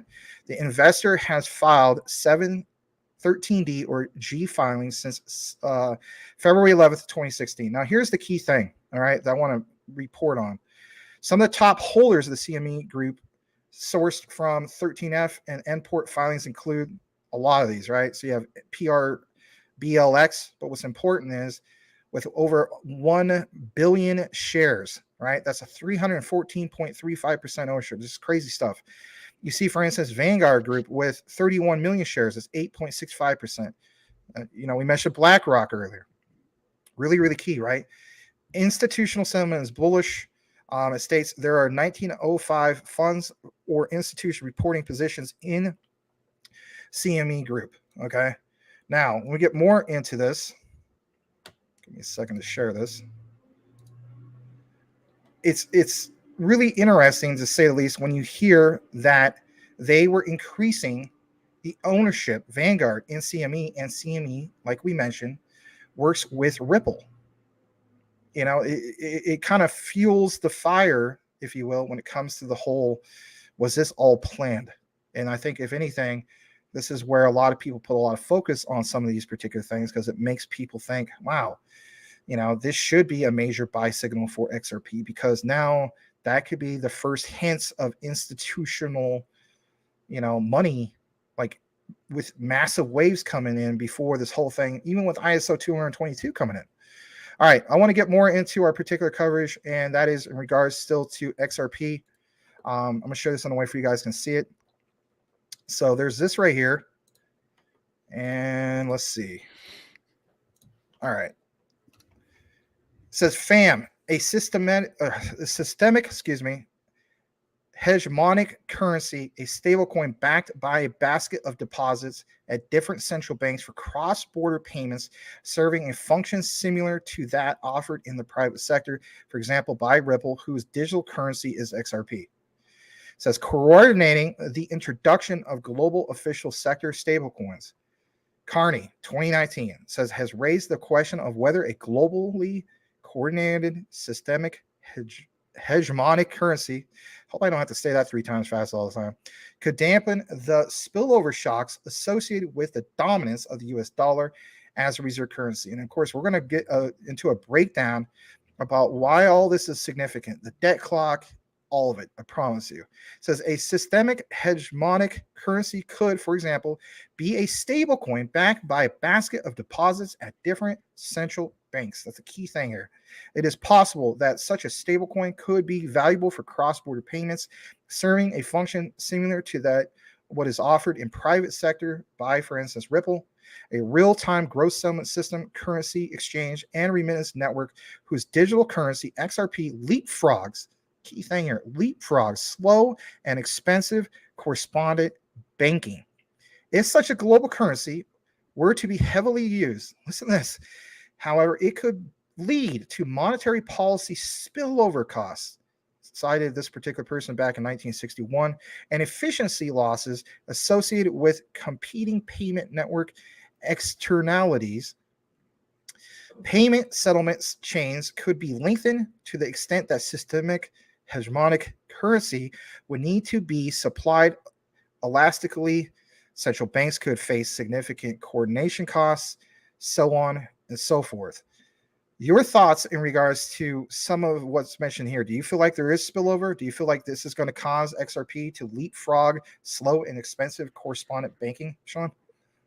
So it's kind of an odd, article from a couple of years ago. It's basically saying, the idea has been out there that, right, that we could transact in some sort of stable coin that is backed by, multiple different assets, right? It could be some fiat currencies of the G7 countries. It could be gold and some crypto, right? It could be multiple things. So I think they're explaining the problems that you would have, even though it kind of does make sense that way. No one thing is really, obviously what they're talking about is getting rid of the dollar dominance out there. That's really what they're getting down to. But trying to transact in all of these different things, it's backed by different things. That means banks and institutions are going to have payment rails and other software, right, issues in order to deal with all of those different items, right? And so that doesn't make sense, right? That adds costs, it adds complexity, it adds more staff that needs to handle these kind of problems. And then they're saying XRP could be the solution, right? Then you don't have to worry about it. And I want to say that XRP was designed, and the X in XRP means it's country agnostic, right? It doesn't really belong to one country or another. And when you have just like the CBDCs that are coming out, each country is going to have their own, but they're going to have a bridge currency to transfer between themselves because, the UAE is not going to want to hold the UK CBDC, right? They're going to hold and transact in their own. That's why they need a bridge currency, just like banks. Banks, and this is going to get to one of the comments that I read. Banks can't build their own currency like that because Chase Manhattan Bank is not going to want to hold a Bank of America coin, right, or whatever it is. So they're going to need a neutral third party that doesn't represent any one particular financial institution in order to transact. And I think that's where this thing is coming from. Yeah. Very good point. Let me get further into the comments just for a brief moment. Guys, the answer is yes, there's a gas fee. Oh, God, here we go again. It's like, oh, he got us. He got us, I guess. Well, whatever the case be, a QRC20 gas fee is significantly lower than a ERC20. I don't know where you're trying to go with this. It says, yes, there is a fee. Okay, there is a fee pretty much for, I think IOTA maybe has no fee, but right, even XRP has 0.00001. Hell, XDC has a cheap fee. I mean, yeah. So yes, there's a fee. It's not, it's not free. It's a very small fee. But it's not an ERC20 gas fee. I mean, that's why I don't understand why you state you have the answer to the question. Anyway, we're derailing the whole thing. We used to have, like in my gaming group, DPG, we have gaming, like our forums, and there'll always be that one particular guy who wouldn't read the pinned thread. And so, like, you would post something out of the blue and just derail the whole thread, but that's all right. Yeah. Anyway, let me read this. Sorry. I need some info about Doge Lamar's. Well, they have a good community. That's about all I know about them, to be honest. All right. The XRP lawsuit is just stalling to give banks time to develop in their own systems. Yeah, that's what I was referring to, right? And people say that, and this is not, like a stupid argument. And yeah, I guess it would make sense if you thought about it. Like, no, they want to develop their own so they can control it and they can profit from it and all that. But you would think each bank would need to have their own, right? Because no bank is going to want to hold another bank's, cryptocurrency or token, right? So you have to consider that they need one that isn't represented by any one entity. So once XRP gets out there, Ripple has no control over it. It's not a Ripple coin. It's XRP, right? It's decentralized. So that's what the entire reason for XRP. That's why it was designed. Because just consider that, right? Bank of America doesn't want to hold some other bank's token and then try to transact with that and then have to, sell it on the market and get their money. Like it doesn't work. Right. Let's see here. Where is it coming from? Gas fee? Oh God, see how this got derailed. Anyway, XRP with the SEC. This case is important not just for Ripple. It's important for the entire crypto industry in the United States. I would totally agree with that particular statement. but the rest of the world will move on whether they win or not. It's very important, and they've made it very clear. And I think the SEC just happened to pick the wrong project to make an example of, right? And Ripple said, you know what, you're not going to bully us around. You're not going to get us to just cave in and pay a huge fee and go away. We're going to fight you, and it's unfortunate that the crypto industry did not support Ripple during this case. At the very end, we saw some entities come in and actually have a little support in these amicus briefs that they filed on Ripple's behalf. But for the most part, most other crypto projects, basically a lot of them saying, Ripple and XRP is a scam and it's a Ponzi and, it's a crap coin and whatever, but, no support. But if Ripple loses this case, right? Good luck, Ethereum. Ethereum's next. And then what are you going to do? Right. And then Ethereum's going to be like, hey, we need your help, Ripple, your expertise on this case. And, we need to find him. And if I was Ripple, I'd be like, yeah, good luck. Yeah, no kidding. Especially with Vitalik's comments that he's had. Yeah. You gave us the zero support. So. Yeah, I couldn't blame you. What about LCX? There's a gas fee. I think your whole focus basically is on gas fees. You're not a big fan of quant for whatever reason. I'm not going to try to convince you on quant. This whole thing with IETF, 100 plus blockchains interoperable. If you never see it, you never see it. But if your whole how about this? All right. I don't mean no disrespect.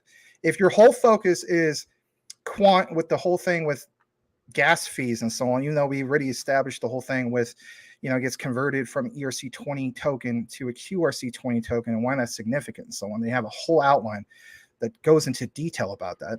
But if your whole focus is about the gas fees, then in the same light, the whole focus is going to be the other guys are out there. And I've seen many of them who point out, well, quant will never get to these market caps that you guys claim that they're going to get to and so on. And all I got to say is if you don't see it, you don't see it. And that's just where it's at. It's like, yeah. And it just sounds, you're putting the emphasis on the gas fee. So is that the most important thing to evaluate a crypto is how little the fee is to transact? Or is it, what's the transactions per second rate, right? Is it the most widely used crypto? Like, where is your priority? And it seems like maybe his priority is the fee.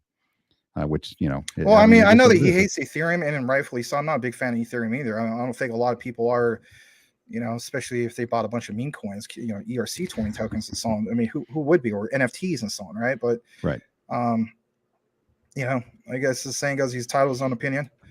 Salamander, oh man, I love LCX. I have 65,000 of it. Nice. Damn. Yeah. Or is it immune from gas fees, as you claim quant is? I don't know if you're waiting for an aha moment. I don't know if you're just pissed off because we don't cover BSV as much. I don't know what the case is, but that's okay. All right, exactly. Uh-oh, here comes the aha moment. Like, I'm going to get him. I'm going to stick it to him. Exactly. Why would anyone use quant LCX with high fees when XRP, XLM, XDC are available? Well, so go back to that. Go back to that one. That makes no sense at all. Quant doesn't do what XRP does. It doesn't do what XLM does. It doesn't do what XDC does. Right? It's a completely different project. Companies will use quant because they need to use quant, not because, I can find something over here that's cheaper. It doesn't matter if it's cheaper. You can't use it for what quant does or what LCX does. So that the argument there it's a little disjointed, I think. Well, my other thing is, and Gilbert Verdians highlighted this numerous times. You have, for instance, let's just say XYZ project, right? They come in and say, okay, this is what we want to do, and so on. And from my understanding, we need another layer of blockchain to make this happen. All right. You're looking at least anywhere from a scope of like 2 to 4 years.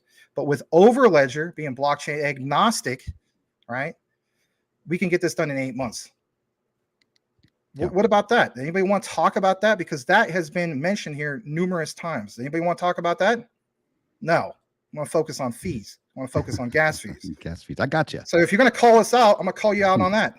No disrespect, but Yeah, the argument doesn't make sense. No, it doesn't. And I get it. I mean, yeah, you're dealing with gas fees, fine. Maybe there are some projects that have higher gas fees than others. That doesn't really matter. It's what their use case is and what they're going to be used for. These aren't all interchangeable, by the way.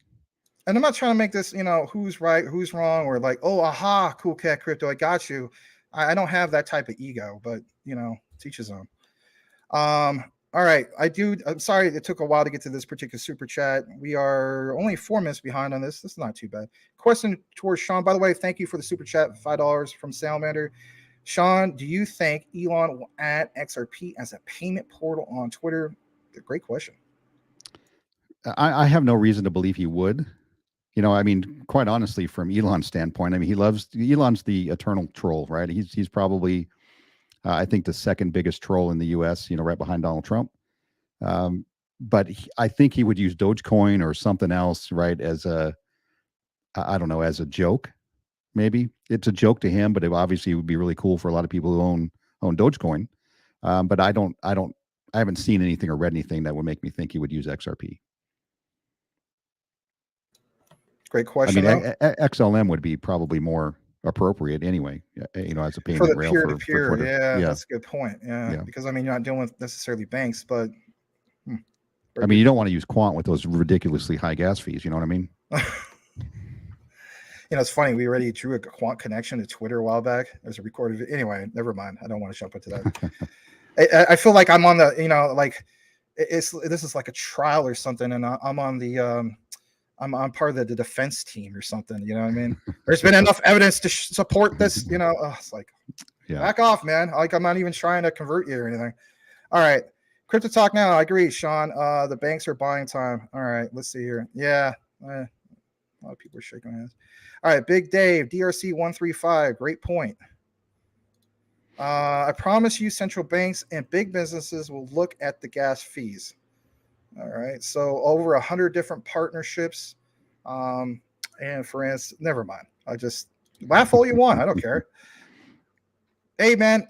Again, if you don't see, there's a lot of people who don't see. There's this one guy in the comments, Bogdan, always tries to FUD Quant. I mean, it's all right. You're a fan of what you want. I'm not trying to get you on board. I'm not trying to get anybody on board. Hence why we say it's not financial advice. So you're not a fan of Quant? Ain't gonna hurt me any. Yep. Yes. Don't use it. Yeah. Yes. Cheat fees are very important, like XRP, XLM, XDC, BSV have. Oh, here we go. All right, Ryan, cool cat. The world or bank, we don't care if Quant has high fee. We are the king of what we have in technology, interoperability. That what makes us a high price coin they will use no matter what.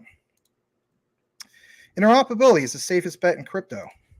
You guys can't seem to handle real questions. I can handle questions. If I can handle the questions, cool cat, why would I read your questions? I would just skip the questions, right?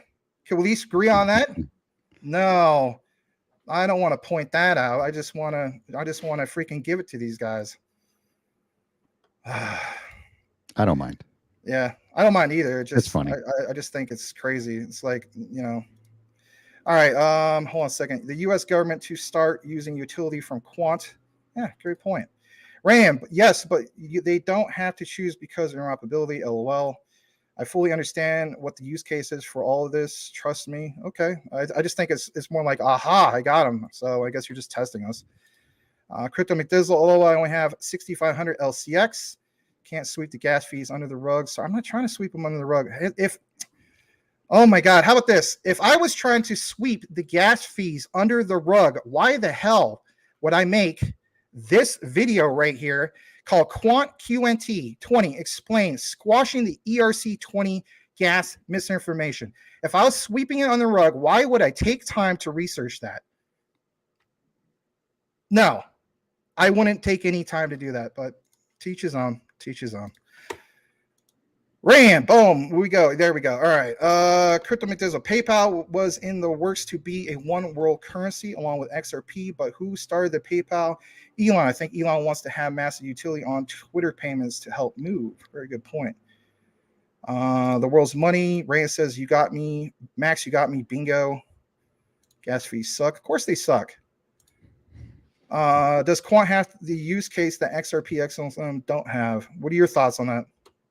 Yeah, absolutely. These are completely different projects that do completely different things. Quant solves interoperability problems, right? That's the main thing. Overledger, right? It can connect legacy financial systems to crypto projects, right? With software, right? The company doesn't have to have their own IT department, their own crypto department to build, blockchain in order to, be useful out there in the world. They have quant. They can utilize quant. XRP can't do that. XLM can't do that. They can't solve interoperability problems at all, right? They run on their own rails, right? They need their own rails and they serve a specific purpose. So that's, yeah, you actually have to look at the use cases here. So like I said, you can't just replace quant with XRP, and if it doesn't work, that's not a thing. That's what I tell people, like not just us. I mean, Richard Common Sense Crypto, he mentions it, diversify your ISOs, the ones with utility and so on. If you got all your eggs in one basket, I mean, look at XDC, the trade sector and so on. I mean, XLM, the peer-to-peer, XRP, the bank-to-bank. I mean, right. And you don't know which ones of these are going to take off and which time, right? The quant may take off well before XRP ever does, right? It may be more useful now than XRP will be in the future, or XLM. That's why you diversify also, because you never know which one of these is going to take off and when that's going to happen. And if it does, I mean, at $10,000 a coin, I'll be like, it must have been because of those high gas fees. Anyway, let's go further down. Daniel Delgado, good evening, everyone. Thank you for being here. Bobby Lurette, if I pronounced that right, says hello to cats. Rand, Max, I agree. Why you said that? Don't agree. Because I'm into SHIB. That's a good point. All right. I'm going to read a couple more comments where we kick it back into our particular coverage. XRP has been known forever as an interoperable one, doesn't need quant. Yeah, but it's on its own blockchain, and quant is blockchain agnostic. Anyway. All right, Coochie Boy. Dissecting these cryptos and calling them for what they are will help us all reach the end goal together. In the end, we will all win. Yeah, very true. All right. Let's kick it back into what we have. We still have quite a bit to mention. We kind of got derailed there, but that's okay. Let's see where we're at on this particular one. We talked about, for instance, this whole thing with coordinating the introduction of global official sector stablecoins. And if anything, let's jump a little bit into some of this other stuff about, we talked about Vanguard, which was, interesting to say the least, right? Now, this whole thing about scenarios with XRP, let's jump into that and talk about that for a bit, because I think that is still pretty darn valid to say the least. So here it is. And shout out to this particular lady who is Crypto Airy. She says, in this scenario, the worth of XRP would need to increase $16 to $16.67 per unit in order to transfer. Listen to this. 1 trillion USD daily using a quote unquote liquid supply of 30 billion XRP, with each unit of XRP being used twice. This represents an increase of 41.68 times the current price of 0.40 USD. And let's blow this up a little bit. There's this particular example broken down, I guess you could say, in math.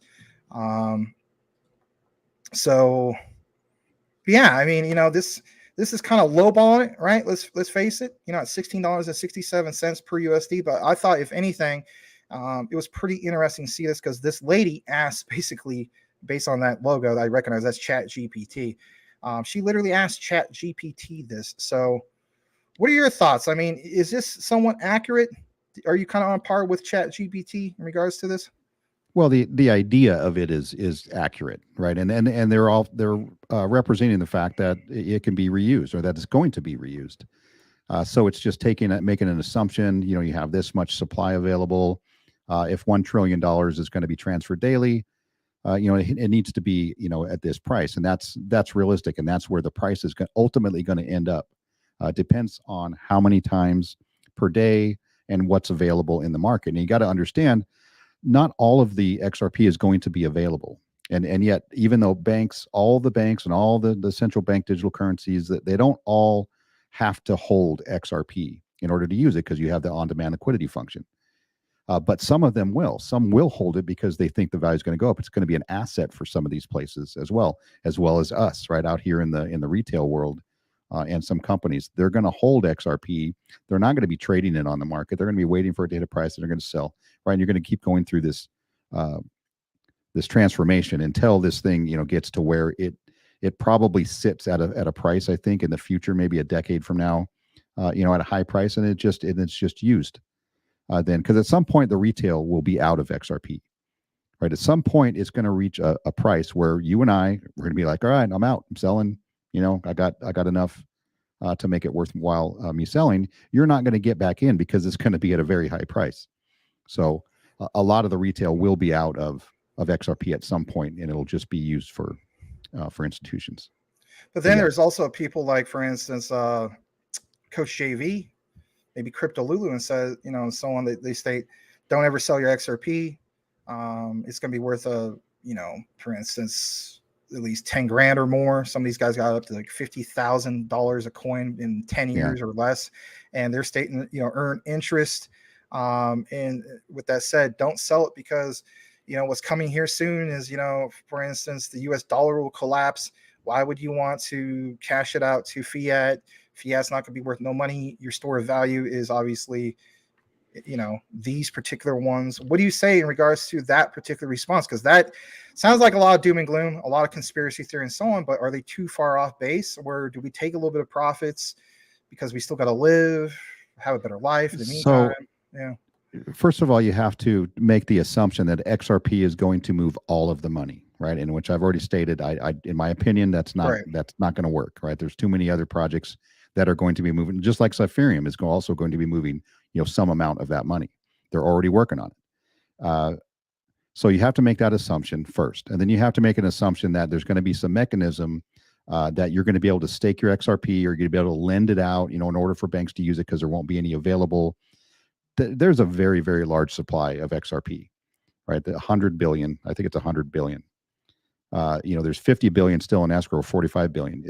If they release, it's going to take another 4 years just for them to release all of that, if it's actually being used. If it's not, it's going to take a lot longer. So you have to make some real leaps, as to what's going to happen in the future. I don't buy all of that. Will it be $50,000 at one point? I don't know, but I don't think so. Because then you'd have people out there, and look they represent Crypto Lulu and Coach JV. They represent a very, very small minority of actual XRP holders, of which there are a very, very small minority of those in the crypto world. So you're talking about a few people are going to try to hang on to it and then create, this ecosystem in which you can stake and you can land and you can earn interest and all that kind of stuff. I don't know that that's going to exist, right? The financial, if XRP is going to be used in the way that they think it's going to be used, do you think the financial systems that exist are going to allow retail to do that? Probably not. Right. Because then you're going to have trillionaires out there. You're going to have multi-trillionaires out there. And it's that I don't think that they allow those things to happen. So that's just my opinion. I think it can reach a high price. 99.99% of people will be out of it, by then. They'll have made plenty of money, and it's fine. If you think the dollar's going to crash and we're going to, get into zombie land, and you're not going to be able to buy anything, and you're going to be controlled by CBDCs. Well, the CBDCs are going to be, when they come out, and if it comes out as part of a retail package, whatever country you're living in, they're going to give you those based on how much money you have. So you're going to trade your fiat wherever it is, for CBDCs. If I have millions and millions, I'm going to have millions of, units of whatever it is, that you're transacting in. So I just don't see, like I said, you have to make serious leaps of what's going to happen. And maybe it doesn't, but maybe that's in 20 years. Well, in 20 years, I don't care, right? I may not be here in 20 years. Yeah.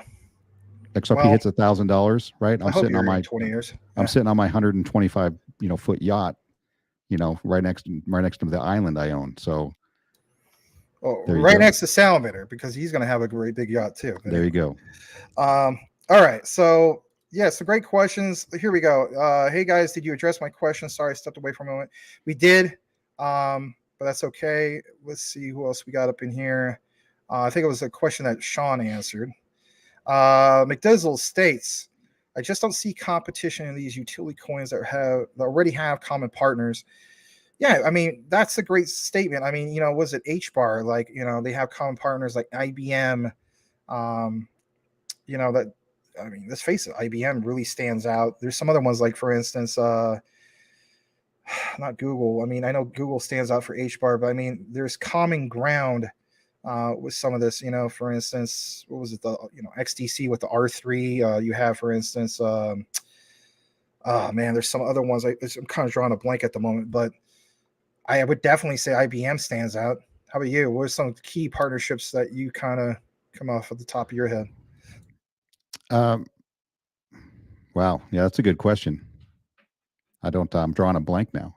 Yeah, it's when you read too much during, at least that's my problem. If I read too much during the day, it's like, oh God. I mean, because I'm literally going pages and pages and pages through stuff. They don't. Well, just to address the competition factor, right? Almost all of these projects are not in competition with each other, and they'll tell you that, right? Because they're not looking to serve the same purpose. You commonly see XRP and XLM, as their competitors, but they're not, and they know that they're not because they don't serve the same purpose. XRP knows that they're going after, let's say the federal money, right? The big money out there. They're designed for that. XLM is designed peer to peer, right? XLM is going to be in your face. That you're going to see it in the future because you may transact in that, particular token or coin. So, there really, I don't think, is that type of competition. The competitions you're going to see are from the major blockchains. I think that's where the competition is going to come from. Great statements. All right, let's basically answer this, and then we're going to kick it back to the show. Sean, we're probably going to have to go a little over 2 hours. I know that we were planning to wrap it up at 2 hours, but we're probably going to have to go a little bit after that. Are you cool with that? Yeah. Okay. Do what we got to do, brother. Yeah, we got some curveballs tonight, but that's all right. So which sectors mature first? I'll start off with it. I'm going to state that I'm still going with the financial sectors of the world, right? That's where I've been pretty consistent on. But he states right after that, like gaming. I mean, what are your thoughts in regards to that? Gaming's a weird one because gaming, you have to keep. Okay, so here's how I look at it. Right, the financial system, like you said, that I would agree with that. More of the population is involved in the financial system, right? You get involved in the financial system like when you're in your late teens, you get your first job, you understand, but start to work on banking and credit and those kind of things as you get older. Gaming is really kind of specific to the younger crowd.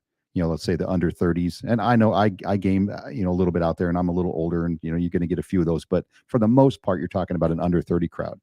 The longer this takes, you have to keep convincing the next generation to get involved. And right now, the kids don't care about, P2P, pay to play or whatever it is they're calling it. So the gaming thing is going to be a weird one. I think once it takes hold and you start to get that viral game that goes out there who knows whatever one's going to be the first one to really go viral. Then you'll see the gaming world explode on blockchain.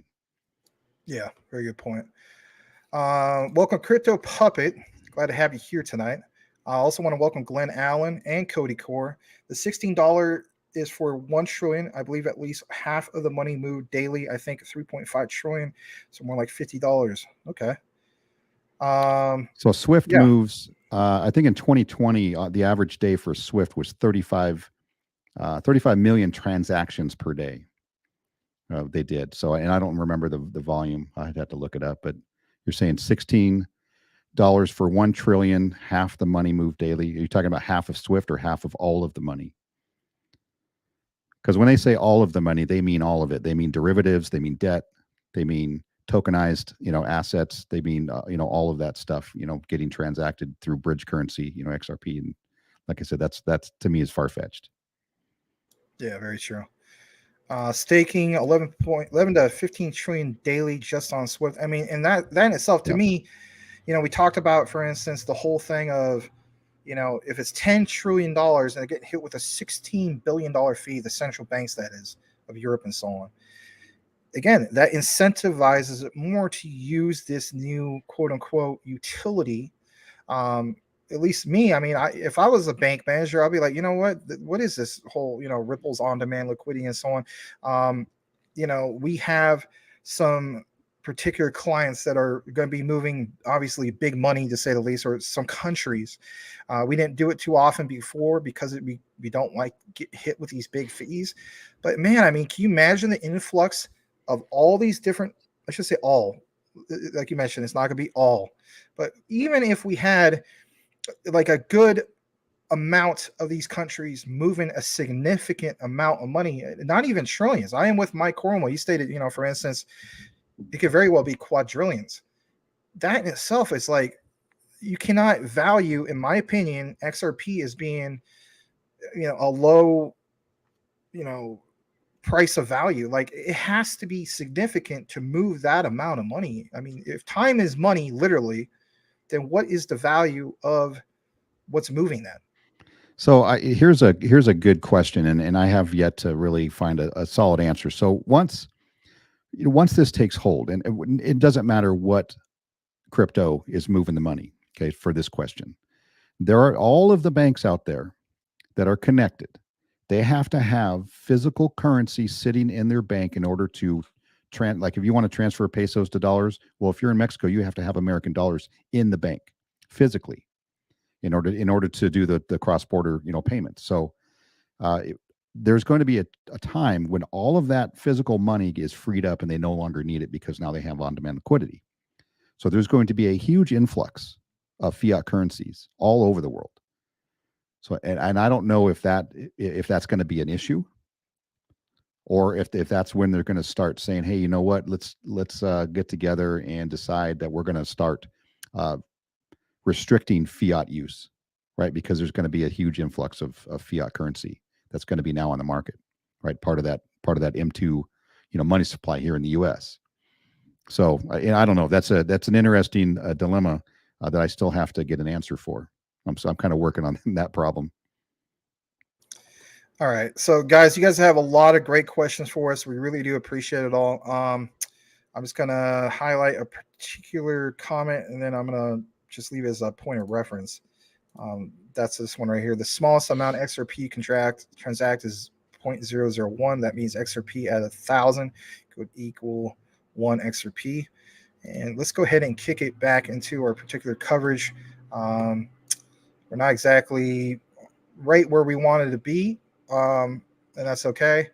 I'm going to get into this next particular part. It is a little bit more in regards to specifically XRP. A little bit from the same particular lady from earlier, who happens to be this lady, Crypto Airy. She says 3 days ago, Jack explains how he can send cross-border payments to the Philippines. Shout out to Rafael Santos in the Philippines if he happens to be watching or catching it on the recording.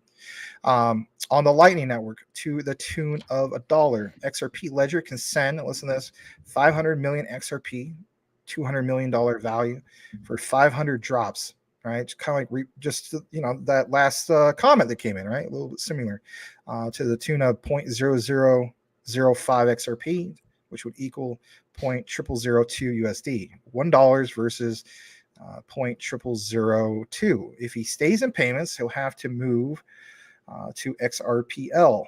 Let's go ahead and blow this up.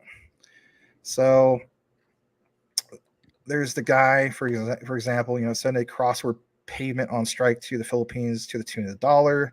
And you have this, for instance. You can kind of see how that works and so on, just kind of giving people an actual thing to go off of and so on. So a little bit back to kind of like what some of the guys were talking about, even in the comments, right? I think the last comment was similar to this, not exactly. Your thoughts based off of some of this?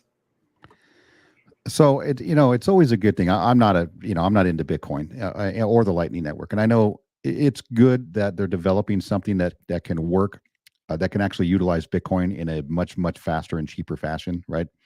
Bitcoin takes a long time to transact. It's expensive, very clunky, right? Old technology. And the Lightning Network is going to allow you to basically, if you want to move money from one place to another, it basically buys Bitcoin, goes through the Bitcoin system, and then spits it out the other end. It's very quick. They've been working on it for a long time, but it's not widely used yet. It's only in a few countries that you can actually do this. So I guess it's a good thing for Bitcoin if you're a Bitcoin maxi, right? there's several out there who think every other coin, and I mean every other coin, is garbage, and Bitcoin is going to be the only one ever used, ever, which doesn't make any logical sense. Right. But it's good to see. So, and this is competition, right? And they say, oh, well, Lightning Network can do the same thing that XRP can do. Well, not really. First of all, Lightning Network and Bitcoin doesn't have any relations to banks out there all over the world or financial institutions, right? They're starting from scratch right now. Ripple has a 10-year head start. But it is good for competition. And if you want to pit one against the other, obviously XRP still comes out on top, but XRP does, or I mean, a competition does drive innovation. So, they're more than welcome to continue to build and work on faster payment systems for different countries. Because like I said, not everybody is going to use the same thing. You're going to have different systems out there that are running on different blockchains. Some of them are going to, somebody might like Bitcoin over XRP or some other, payment system. So you're going to have this in the future. And this, to me, is a good thing. Very, very cool. All right. So let's get more into this. Let me see where we're at on this particular one. All right, so let's jump into this whole thing about the debt clock, because this has been mentioned here recently. Shout out to Brian Dowie and whoever else was asking me a few days ago. Max, are you aware of the debt clock? And I said, yeah, I'm aware of it. But nonetheless, let's pull this up. There's no sound to this, but it's basically kind of like what you see right here. At least I don't think there is no sound. Yeah, there's no sound. So let me rewind this. I mean, look at this. I mean, it's going to jump into from that to some of these other ones. Dollar to crypto ratio 2013. Earlier, let me pause it right there.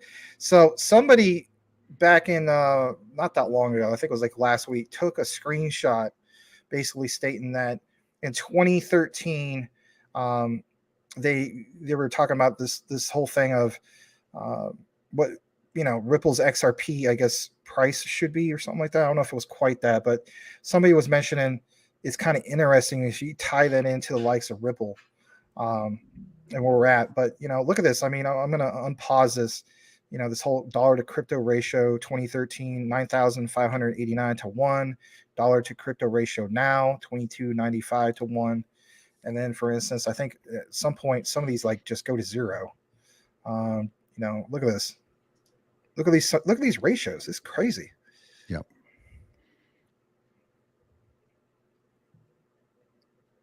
So this is basically based on year-over-year increase, right, of the M2 money supply, right? And that's just basically, if you don't know what the M2 money supply is, it's all of the money out here in the U.S. basically that people have in savings or checking or cash or basically anything that's easily convertible into spendable money.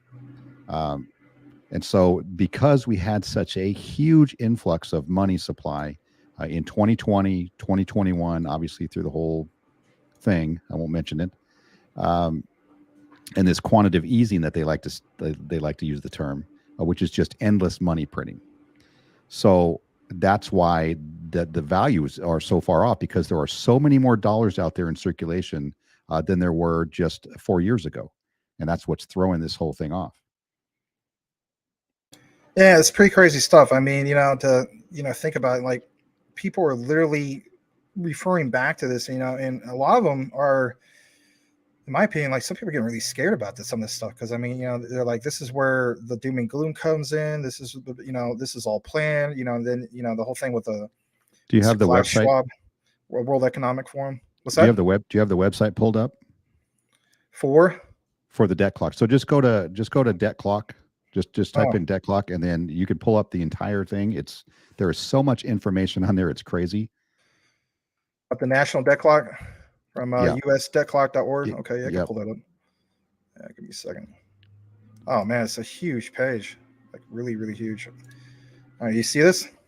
Yeah, so one of the big, and I just want to point out like some things that are of major concern. So you see U.S. federal debt to GDP ratio, which is underneath the U.S. national debt box. Yeah. Where it says, 1960 was 53%. So this is debt to GDP. Debt, how much debt the U.S. has to how much we produce, basically. right? And you see in the 80s, it went down a little bit, 2000 60%. And they say, I think anything around like 70% or less is considered, okay. We're at 120%. That's how much debt we have. That's that's a very bad number. Savings per family, and this is interesting to see, because if you go up to the top right where it says debt clock time machine. Shoot, hold on a second. Oh yeah, okay. You can click on that, and you can push it forward, and it kind of gives you an idea. So click on that and go to 2027. 2020. Oh, so the future. Yeah, it'll tell you kind of what we're looking at. You see the savings per family? It's $185. Where is that? It's kind of in the middle. It's in a green box. Oh, I see it now.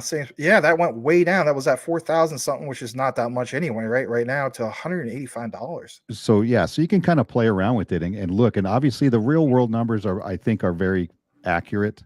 I mean, I don't know accurate to the dollar, right? But they're fairly accurate. And then all those zeros, that was the concern, is that the fact that we've printed so much money in the last couple of years. It's insane. Yeah, it really, really is insane.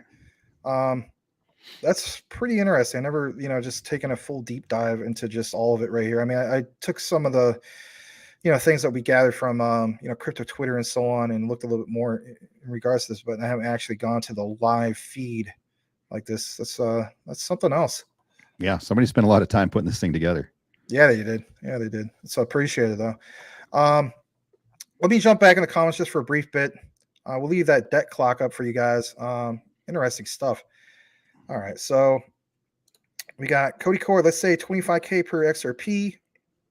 I want to get an island, says Crypto McDizzle. I could pick which one sound better. Good point. All right, let me see if we have any specific questions or comments. Hey, Max and crypto community coming in late. LOL. Well, welcome, April. Good to see you. Welcome. Yep, God bless you too. Let's see here. Cool Cat, who just, I guess, got his, he must have got his feeding from the Cornwell family, Most of these so-called partnerships are impossible to prove. HBAR, on the other hand, has governing council members. Huge difference. I have HBAR as well. In my opinion, HBAR is going to be the next generation of massive. HBAR could easily be the chosen one. Yeah, I'm very, very impressed with HBAR. All right, Cashcast, appreciate the stream, but I have to call it a night. Hope to catch you all tomorrow. Oh, I understand. Good to see you, Cash Cats. Always appreciate you. Crypto McDizzle states only 6% of money is physical, from my understanding. Rand states just buy all ISO coins, at least 6K or 8K coins each. Wait 3 to 4 years, and you see. That's a great point. I mean, even if a person wasn't like, watching every crypto show or doing a lot of the research and so on. I mean, if they were convinced of like, what, these ISOs or the, ones in the quantum financial system, QFS especially, some of these other ones, right, and just kind of walked away from it and came back, or hopefully had some kind of let's face it, like a sell, right, where you put that in, just kind of give themselves an insurance policy. I would agree with that statement. I mean, we're not too far away from that. That's not a bad play right there. Yeah. HBAR, tiny gas fee, tiny energy used to transfer. Yeah, I would agree with that as well. It's the greenest of them all. I think maybe second would be Algo as far as the green policy. Very, very impressive with HBAR. We did show you guys that green chart a few days ago. I wish I had that on hand at the moment. Rand states 2026 will look back at this time, struggling times we have right now. Don't regret it. Why I missed the 2023, that chance. Oh, nothing you can do in that time. Just pass it. Okay. Cool Cat says BSV don't need no stinking Lightning network, man. All right. And your gas fees. All right. But isn't XRPL and XRP technology patented? I thought it was patent pending. Well, I know with Quant it's patent pending, but is it fully? Do you know about that? I don't know that. Well, I'm not sure what the question's alluding to. I mean, XRPL is open source, so you can use it. Many developers use XRPL. XRP You know what? That's a good question. I don't know if it's patented or if they're trying to patent it. Yeah. QE is the tyranny. Quantitative easing, yeah, is the unlimited printing of money. Oh, yeah. Okay. I get where you're going. Well, thanks for pointing that one out, Sean. Kudos to you. If all cryptos survive in the next 5 years, we'll all be billionaires, just saying. Well, depending on how much you have of each holding. But yeah, very good point. Yeah. DCR135. Welcome. You know what? I want to state this. I think I got some of your comments earlier. Didn't have a chance to give you proper welcome. I want to welcome you. Guys, if you haven't done so already, give DCR135 the proper welcome. Glad to have you here. Hope, our mission is to basically, have people like yourself and so on be regular attendees and so on. Any questions or comments like you have been dropping, feel free to continue to do so. Yeah. We have shows every night. Yeah, DCR 135. Yeah, you have some really good comments and questions out there, so I appreciate that. Yeah, we definitely appreciate that. But yeah, we do a live show every night, 9 p.m. Eastern, 6 p.m. Pacific. This particular show is a unique show. We call it Utility Talk now, and this one's every Monday at the same time slot. And then also we have what's referred to as the Crypto Roundtable. If you want to see more of Sean, you can see Sean, technically speaking, 3 times a week here, 9 p.m. Eastern, 6 p.m. Pacific. The Roundtable, Wednesday, same time slot. And also Saturday, different time slot, though. He has his own particular show. It's called Straight Talk over on his platform. And that one is at 8 p.m. Eastern, 5 p.m. Pacific. Very good. All right, let's go further down. Yes, that would be nice if that happened to Gary. And I would agree with that as well. I'm not a big fan of her. Not trying to make this divisive, but, yeah. All right. Yeah, thanks for all the likes. Let's see what we're doing on the likes real quick. 57. Appreciate it. If you haven't done so already, please smash that like button. And yeah. All right. So let's go ahead and highlight that. Let me see where we're at, Sean. I know that we had a lot to cover. Just give me a second. Let's see how far over we are. We're about 11 minutes over what we were really originally trying to do. Let's jump in to what we have for XLM. We actually have a little bit of info we want to share with you guys in regards to XLM, and I love to pick Sean's brain in regards to XLM. So let's go ahead and get right into it. If you're just joining us, yes, Stellar. Nice to hear somebody cover the likes of Stellar, right? Could we not get excited? Let's get into this. So this is shout out to this particular person. I mean, he always dresses up as Spider-Man, but I think he has great content personally. I am following him. He is Mr. XRP Man, or Mr. Man XRP, right? So he states, this is what the back end and onboarding platform of Shareable's Project Genesis looks and feels like. Keep in mind that this is all on Stellar Rails, aka XLM. And we're going to jump into this. This is about 2 minutes. We'll come back for some commentary. Would love to hear what you guys think in regards to this. Project Genesis, of course, has been around for a while. But there's some significance in regards to this, and we're going to get into it here in a bit. Again, 2 minutes, and we'll be right back.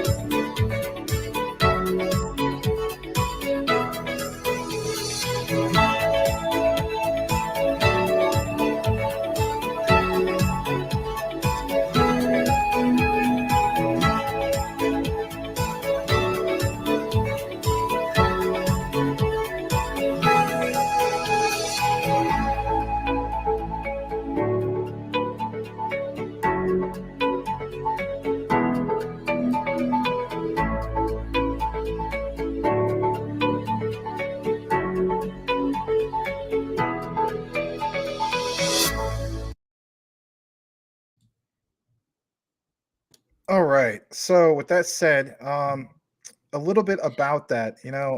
You saw these particular examples. I mean, yeah, there was music being played in the background. I hope we don't get copyrighted for that.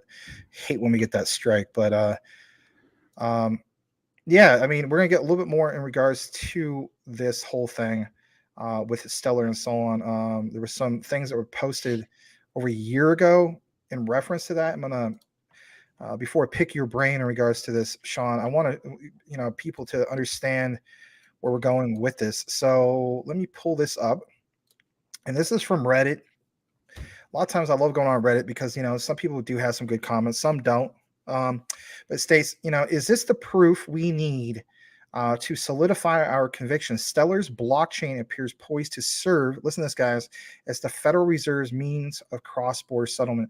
And remember what we were talking about in the past, like I think it was late 2021, going to early 2022. They were the first, if not the only one, to be officially recognized by, for instance, the Federal Reserve, right? So it says Stellar's blockchain appears poised to serve as the Federal Reserve's means of cross-border settlement. Jerome Powell, of course, back then gave a speech about opening of the New York Innovation Center and their partnership with BIS Innovation. Of course, there's a link about that particular correlation between the Fed, BIS, and the New York Innovation Center. A lot of us already know about this and so on, but I like this particular statement. Stellar's CEO Denell Dixon, I follow her, is testifying. Of course, that was about over a year ago, in regards to that particular hearing on the future of digital currencies, and she continuously is doing this. She was at the last particular one, I believe. Was that like a few weeks after the whole FTX collapse? It didn't get much coverage because everybody was focused on the whole thing with Sam Bankman-Fried. Says if these dots aren't lining up enough for you, then I don't know what else to say. Stellar to the moon, and that's another one that I feel very strong about. Stellar Lumens has consistently been my number 3 on my list. Quant, XRP, Stellar, XDC. Your thoughts in regards to reflecting back in the past with Project Genesis, where we're at now with Stellar and so on. Are you, is Stellar part of your top 5, top 3? I can't remember where you're at, but I want to hear what you have to say in regards to this, Sean. Yeah, Stellar's actually my number 2. Nice. So I would say, I mean, this is always good, right? This is always good information. The project's still ongoing. It's really in Hong Kong. So it's not, it's not an enormous thing. It's not a worldwide thing, but basically, Project Genesis, is a bond. Basically, you can, they're tokenizing bond issuance. And these are green bonds, right? That's the whole point of this project, Genesis. That's why the name. And so you're tokenizing bond issuance, bonds that are going to go for, sustainable, projects, basically define as sustainable projects. So, I mean, I like it. It's running on the Stellar network. It makes it a lot easier for them to settle. Obviously, instead of what they call a T2 settlement time frame, it's almost instant when you can settle these bonds. I really don't know what else to say on this one. It's not one of their biggest things ever, right? Just the simple fact that the Stellar now sits on an advisory board for the CFTC, right? I mean, to me, that was enormous news, right? They're going to get bullish news, right? Yeah, bullish news. Yeah, absolutely. But this, obviously, they're out there and they're showing what they can do, right? They're not a one-trick pony. XLM can be out there doing multiple different projects. So this is nice to see. It's kind of a feature of what you can do with the Stellar blockchain as well, including safety, cool speed, security. The simple fact that Stellar or XLM is considered a green token as well, just because of the energy uses. I believe it uses, I think they said it was like a factor of 10 less than Bitcoin. But it's still, there's still energy use out there. And I want to mention this when people, and keep this in your mind, when people talk about energy use for these blockchains and how green they might be, right? Some of them don't take into account the entire ecosystem behind it. I mean, yeah, what does it take to actually mine a block like Bitcoin, or how the proof of stake mechanism works? But some of them try to trick you, and they don't include their staffing, right? Their headquarters, the energy that they have to pay to keep their lights on. Like, all of that stuff has to go into a network.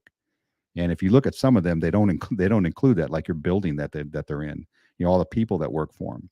Like, there's the real footprint that's behind these things. So if you're out there and you're really into the green sustainable type projects, just take a look at that when you're trying to pick a something to get behind.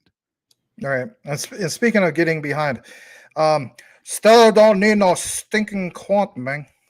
Just came back from getting his cat food from the Cornwalls. All right. Let's see, for instance, I know we just covered that. It was nice to be able to talk briefly on Stellar. Any news on Stellar is good news. It's hard to find. It is hard to find. And when I saw that, I was like, all right, well, we'll just do a blast from the past. I mean, why not? I mean, everybody wants information just like here and now, and brand new news. We're going to go ahead and kick it in. This will be the last part of our particular coverage. It is extended. Our hope was to do roughly hour 15, hour and a half. We always said that 2 hours would be the most, but I appreciate you, Sean, for going this long. Sure. Yeah, we're going to jump into Cypherium. A lot of you guys, for instance, are already into Cypherium. I'm not. Cypherium has now gone from my particular watch list to actually, it's now, I have to admit, it's a must-have for me now. It's on my short list. I became very impressed with it.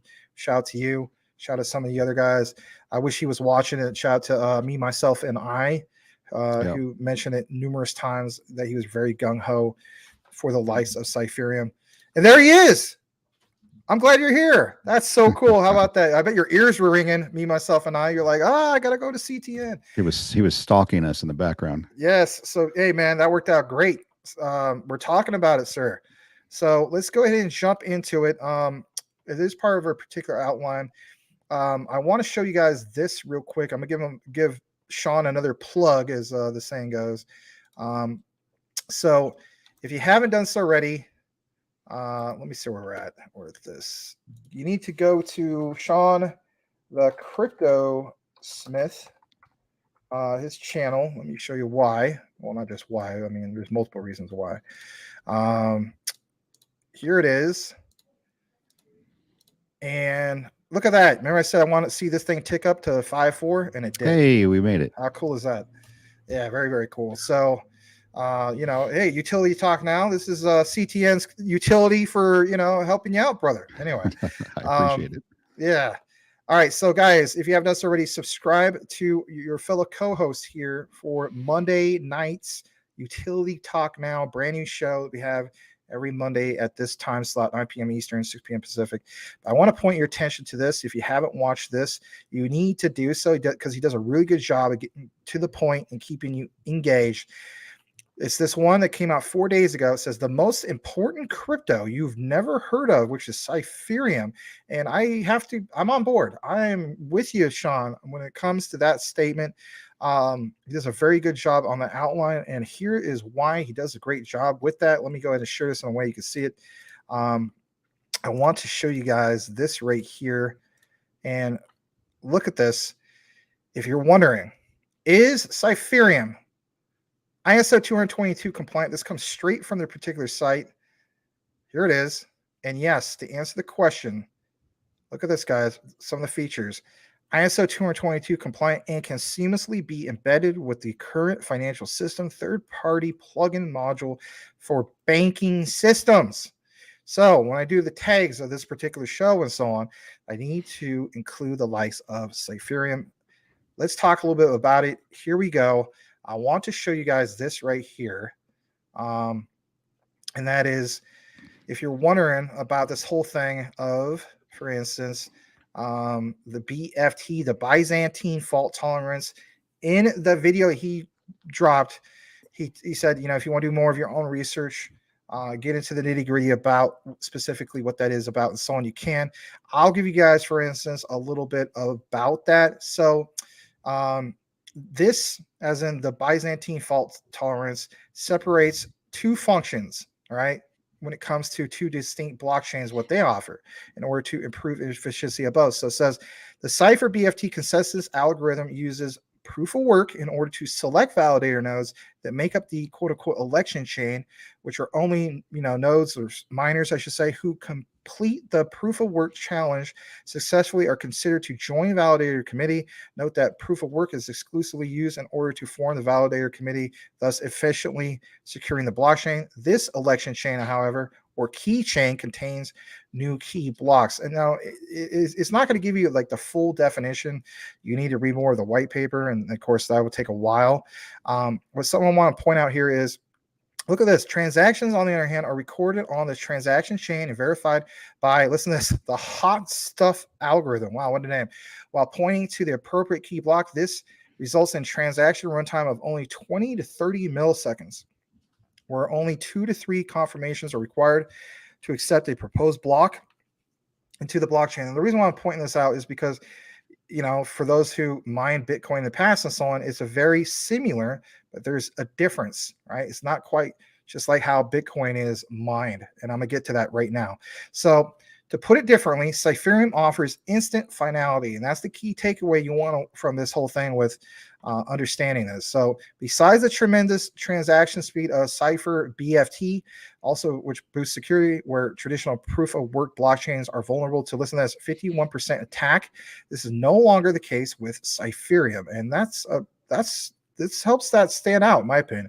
Since Cypher BFT is Byzantine fault tolerant, taking over the blockchain would require not just 51%, but listen to this, guys, 66% of all nodes to be compromised, a sheer impossible task. I'm going to mention these 4 particular things, and then I'm going to pick Sean's brain in regards to Cypherium just a little bit more. It says the steps involved in the block generation process are, if you're interested in this, the leader node, which is a crown or leader node, proposes a block and waits for it to be verified by validating nodes. Committee members. 2/3 of the quorum is reached. The block is accepted and added to the blockchain. Following its acceptance, the new block is broadcasted to all nodes. And then last, honest verified nodes will then reject any messages from nodes that do not meet the proof of work challenge. And by the way, unlike other ones out there that may make the claim of being similar, what is one of the things that we notice is a problem? Solana, right? This, for instance, stays online.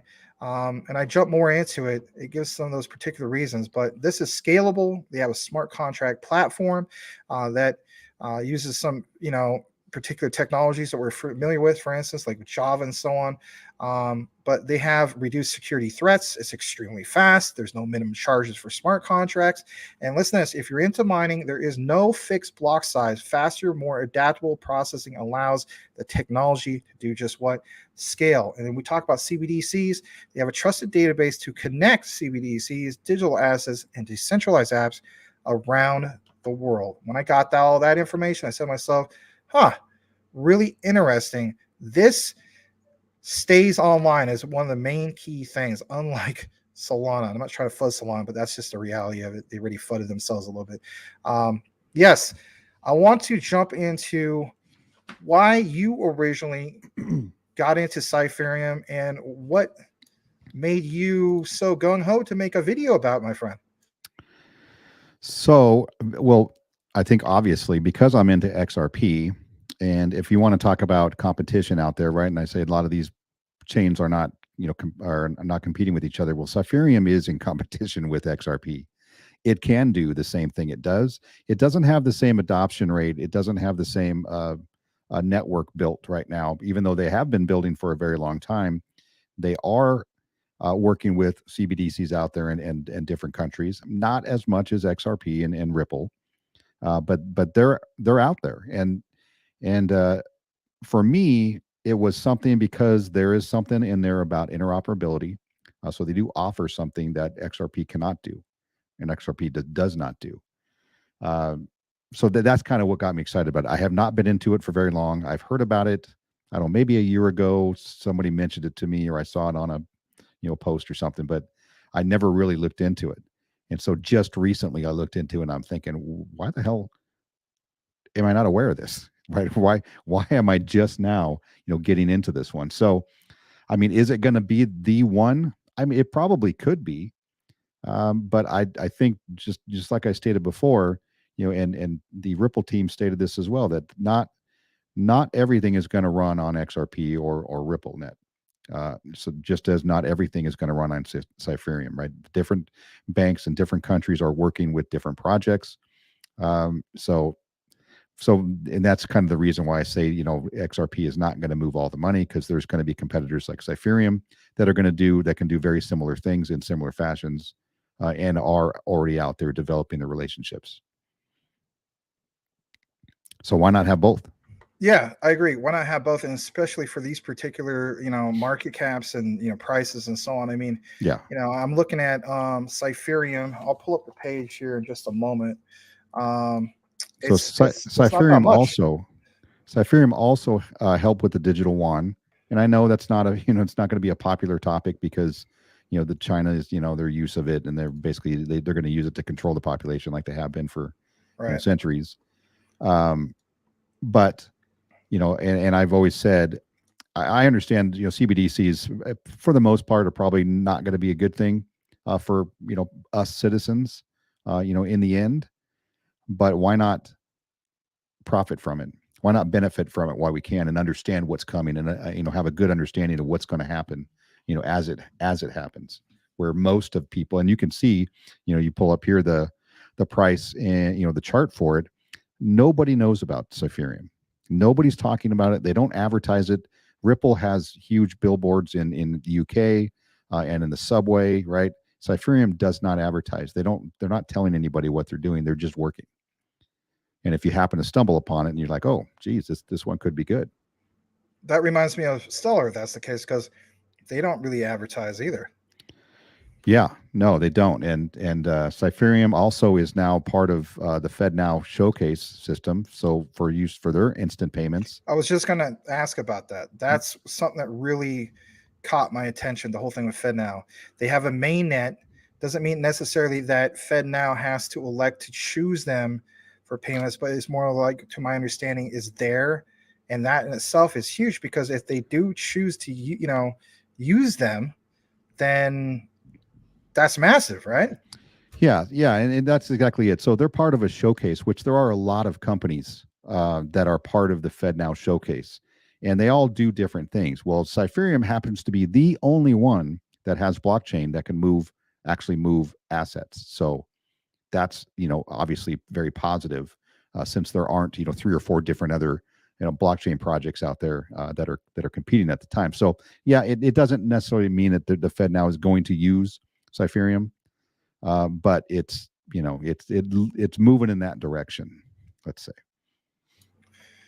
Yeah, it's just, I don't know, man. It was super impressive, to say the least. I mean, like, the way I looked at it was, what's this whole thing with the Byzantine, fault tolerance type thing and so on. I mean, I wanted to find out more about it and so on. And that in itself, I mean, like, is basically like a computer system, if you think about it.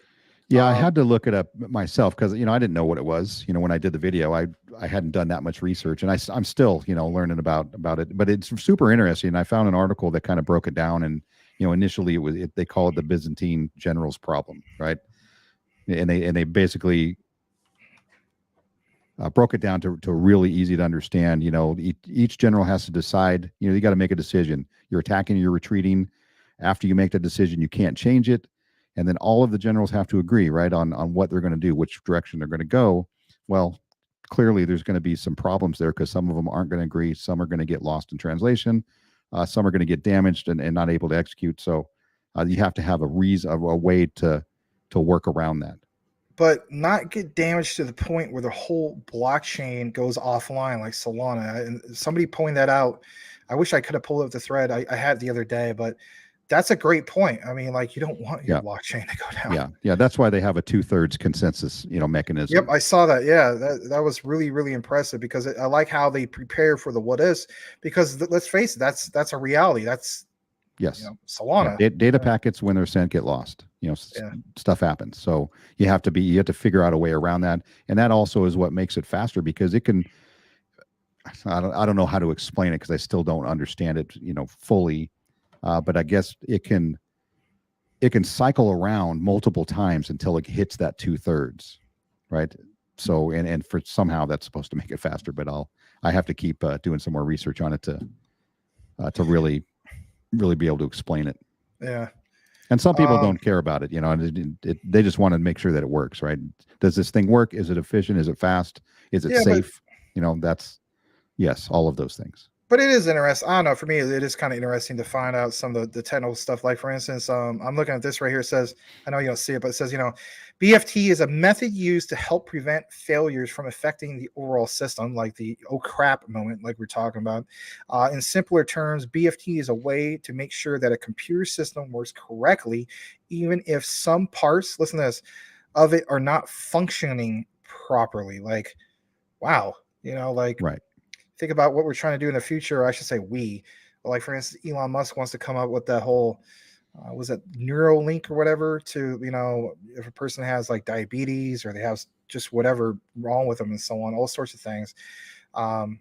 This, to a sense, is kind of like using this particular blockchain technology to help ensure transactions on the network, like it says right here, are processed correctly and securely, even if some nodes or parts of the network are experiencing problems. I mean, that's pretty darn cool, impressive technology, if you ask me.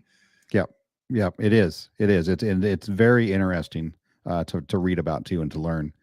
And yeah, and so of course we can nerd out, about all the particulars and the complexities of it, but it's definitely one of the things I really want to understand is why this one, why Byzantine fault tolerance over another blockchain, or another consensus mechanism.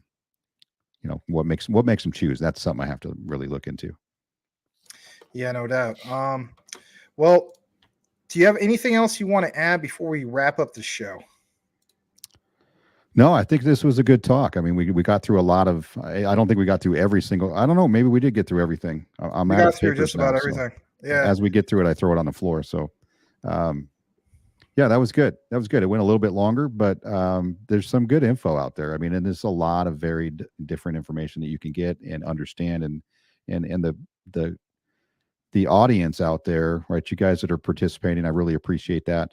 But this kind of stuff is good for you to hear, whether you agree with it, Cool Cat, or not. We can have disagreements. It's totally fine.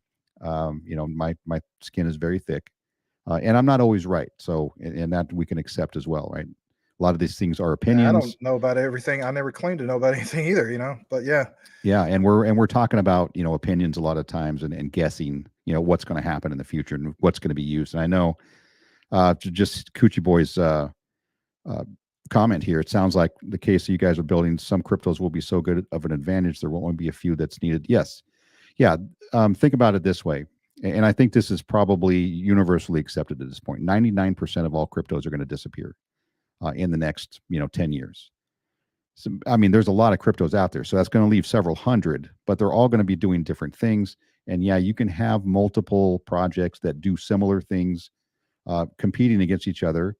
But in the end, there's probably going to need to be one type of bridge currency that's going to connect them all, right? And that's what we're thinking XRP is going to be used for. That's what I'm hoping it's going to be used for.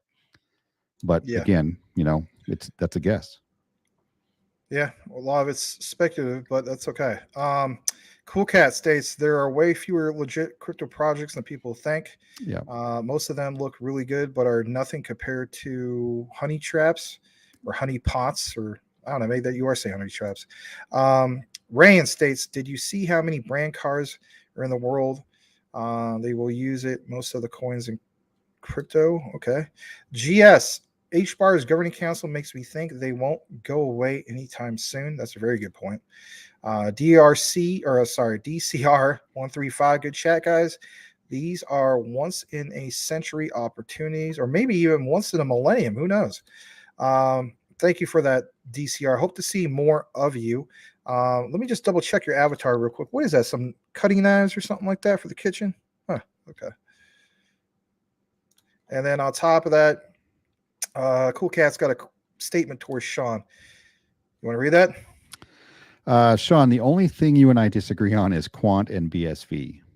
Yeah, and we'll disagree on it, and that's fine, totally fine. BSV, I really don't have an opinion on BSV, only that it's not very well known, so probably not going to be used. They're way behind. Let's just say that. All right, so let's see here. But thank you for that, Cool Cat.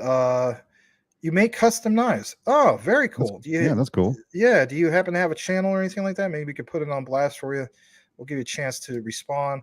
Meanwhile, myself and I states, wait, what's the shade about quant? Oh boy. Yeah, we had a nice discussion about that earlier.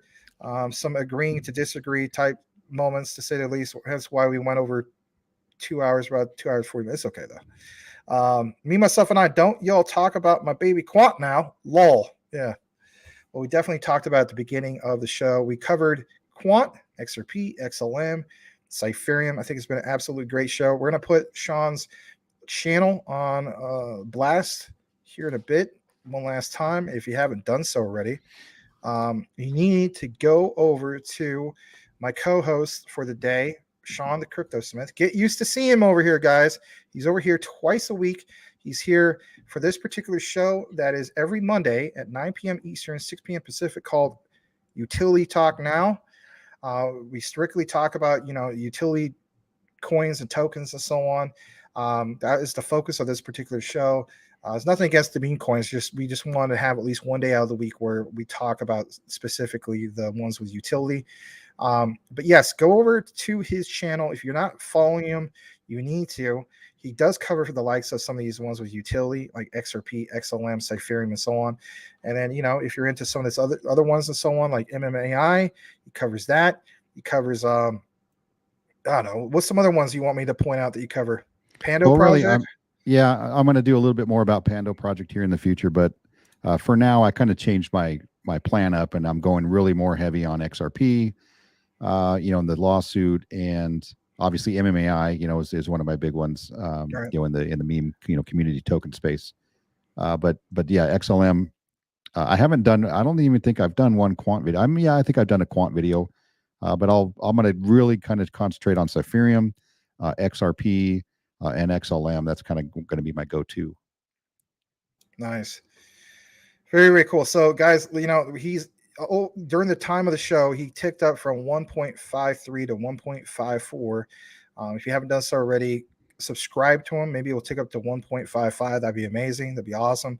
I'm going to read this. Someone has to play devil's advocate. Does no good for everyone to agree on everything. That's a good point.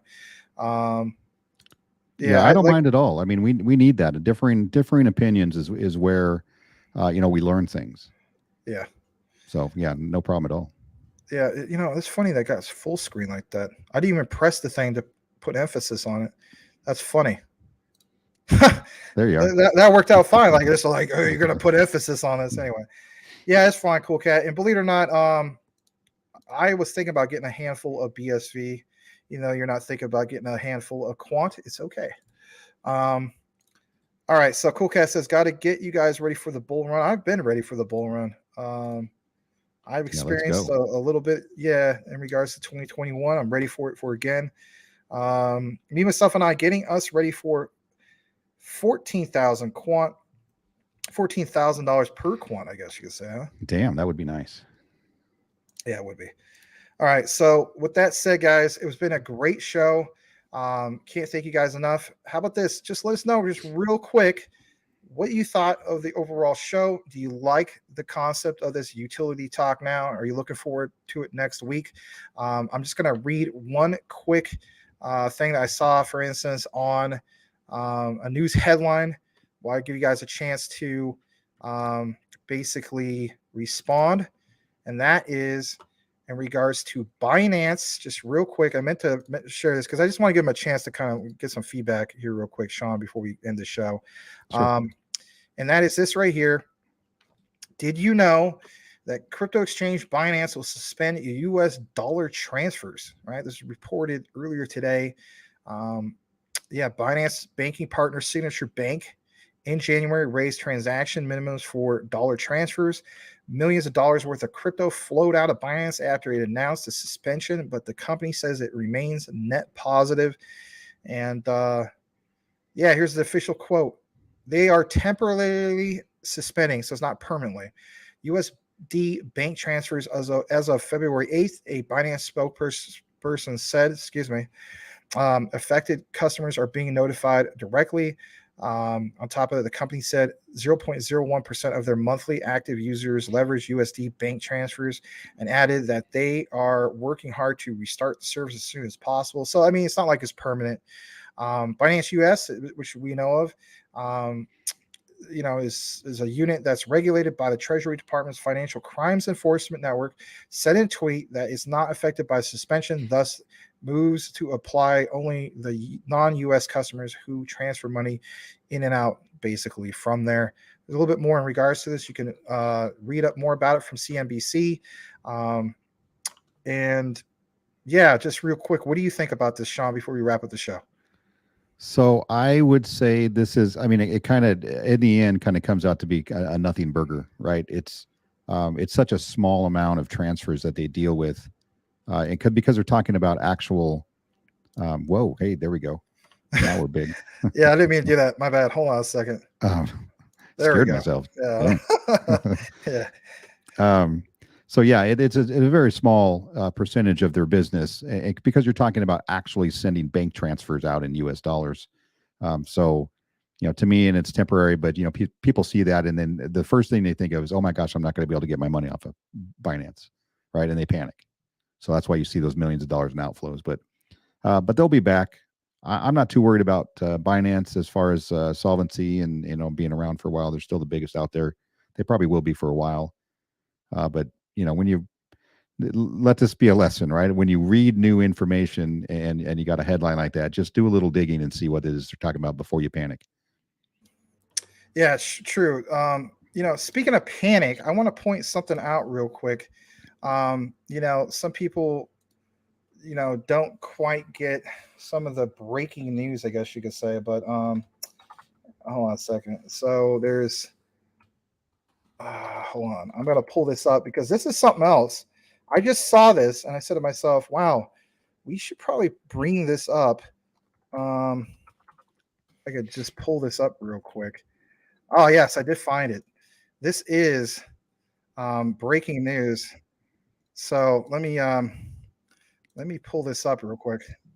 Here we go. Let me show it in a way you can hear it. All right. Yes, this is breaking news.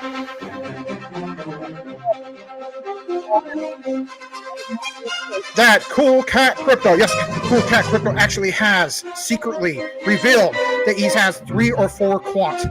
This whole time, Max has been thinking that Cool Cat Crypto doesn't have any quant at all, but he actually has quant behind the scenes every day, flooding quant, basically referring to the gas fees day in and day out, making me thinking that he doesn't like Gilbert Verdian. Gilbert Verdian doesn't know squat. Gilbert Verdian, why did he put the whole ERC20 token on there? Why didn't he just build off of XTC? My goodness, day after day, month after month. And then he releases this information. This is absolutely breaking. Yes. So if you're now just tuned in, Cool Cat Crypto has revealed he owns 3 or 4 quant.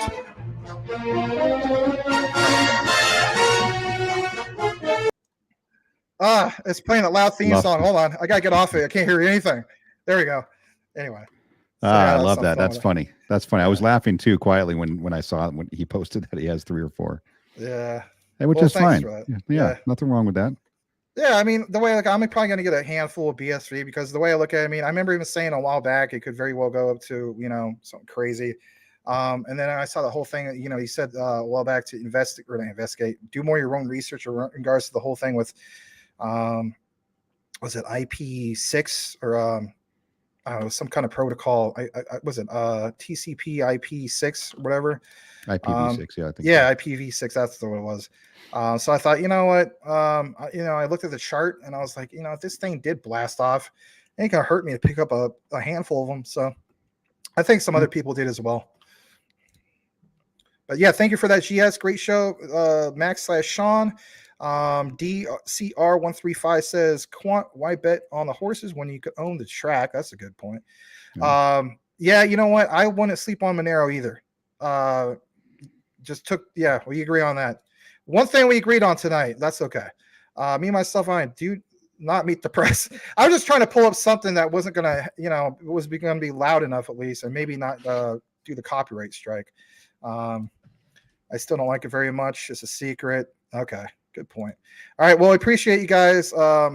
Yeah, I mean, it was nice. I think we ended on a good note where we could at least agree to disagree. Thank you for that, Cool Cat, and no disrespect or anything like that.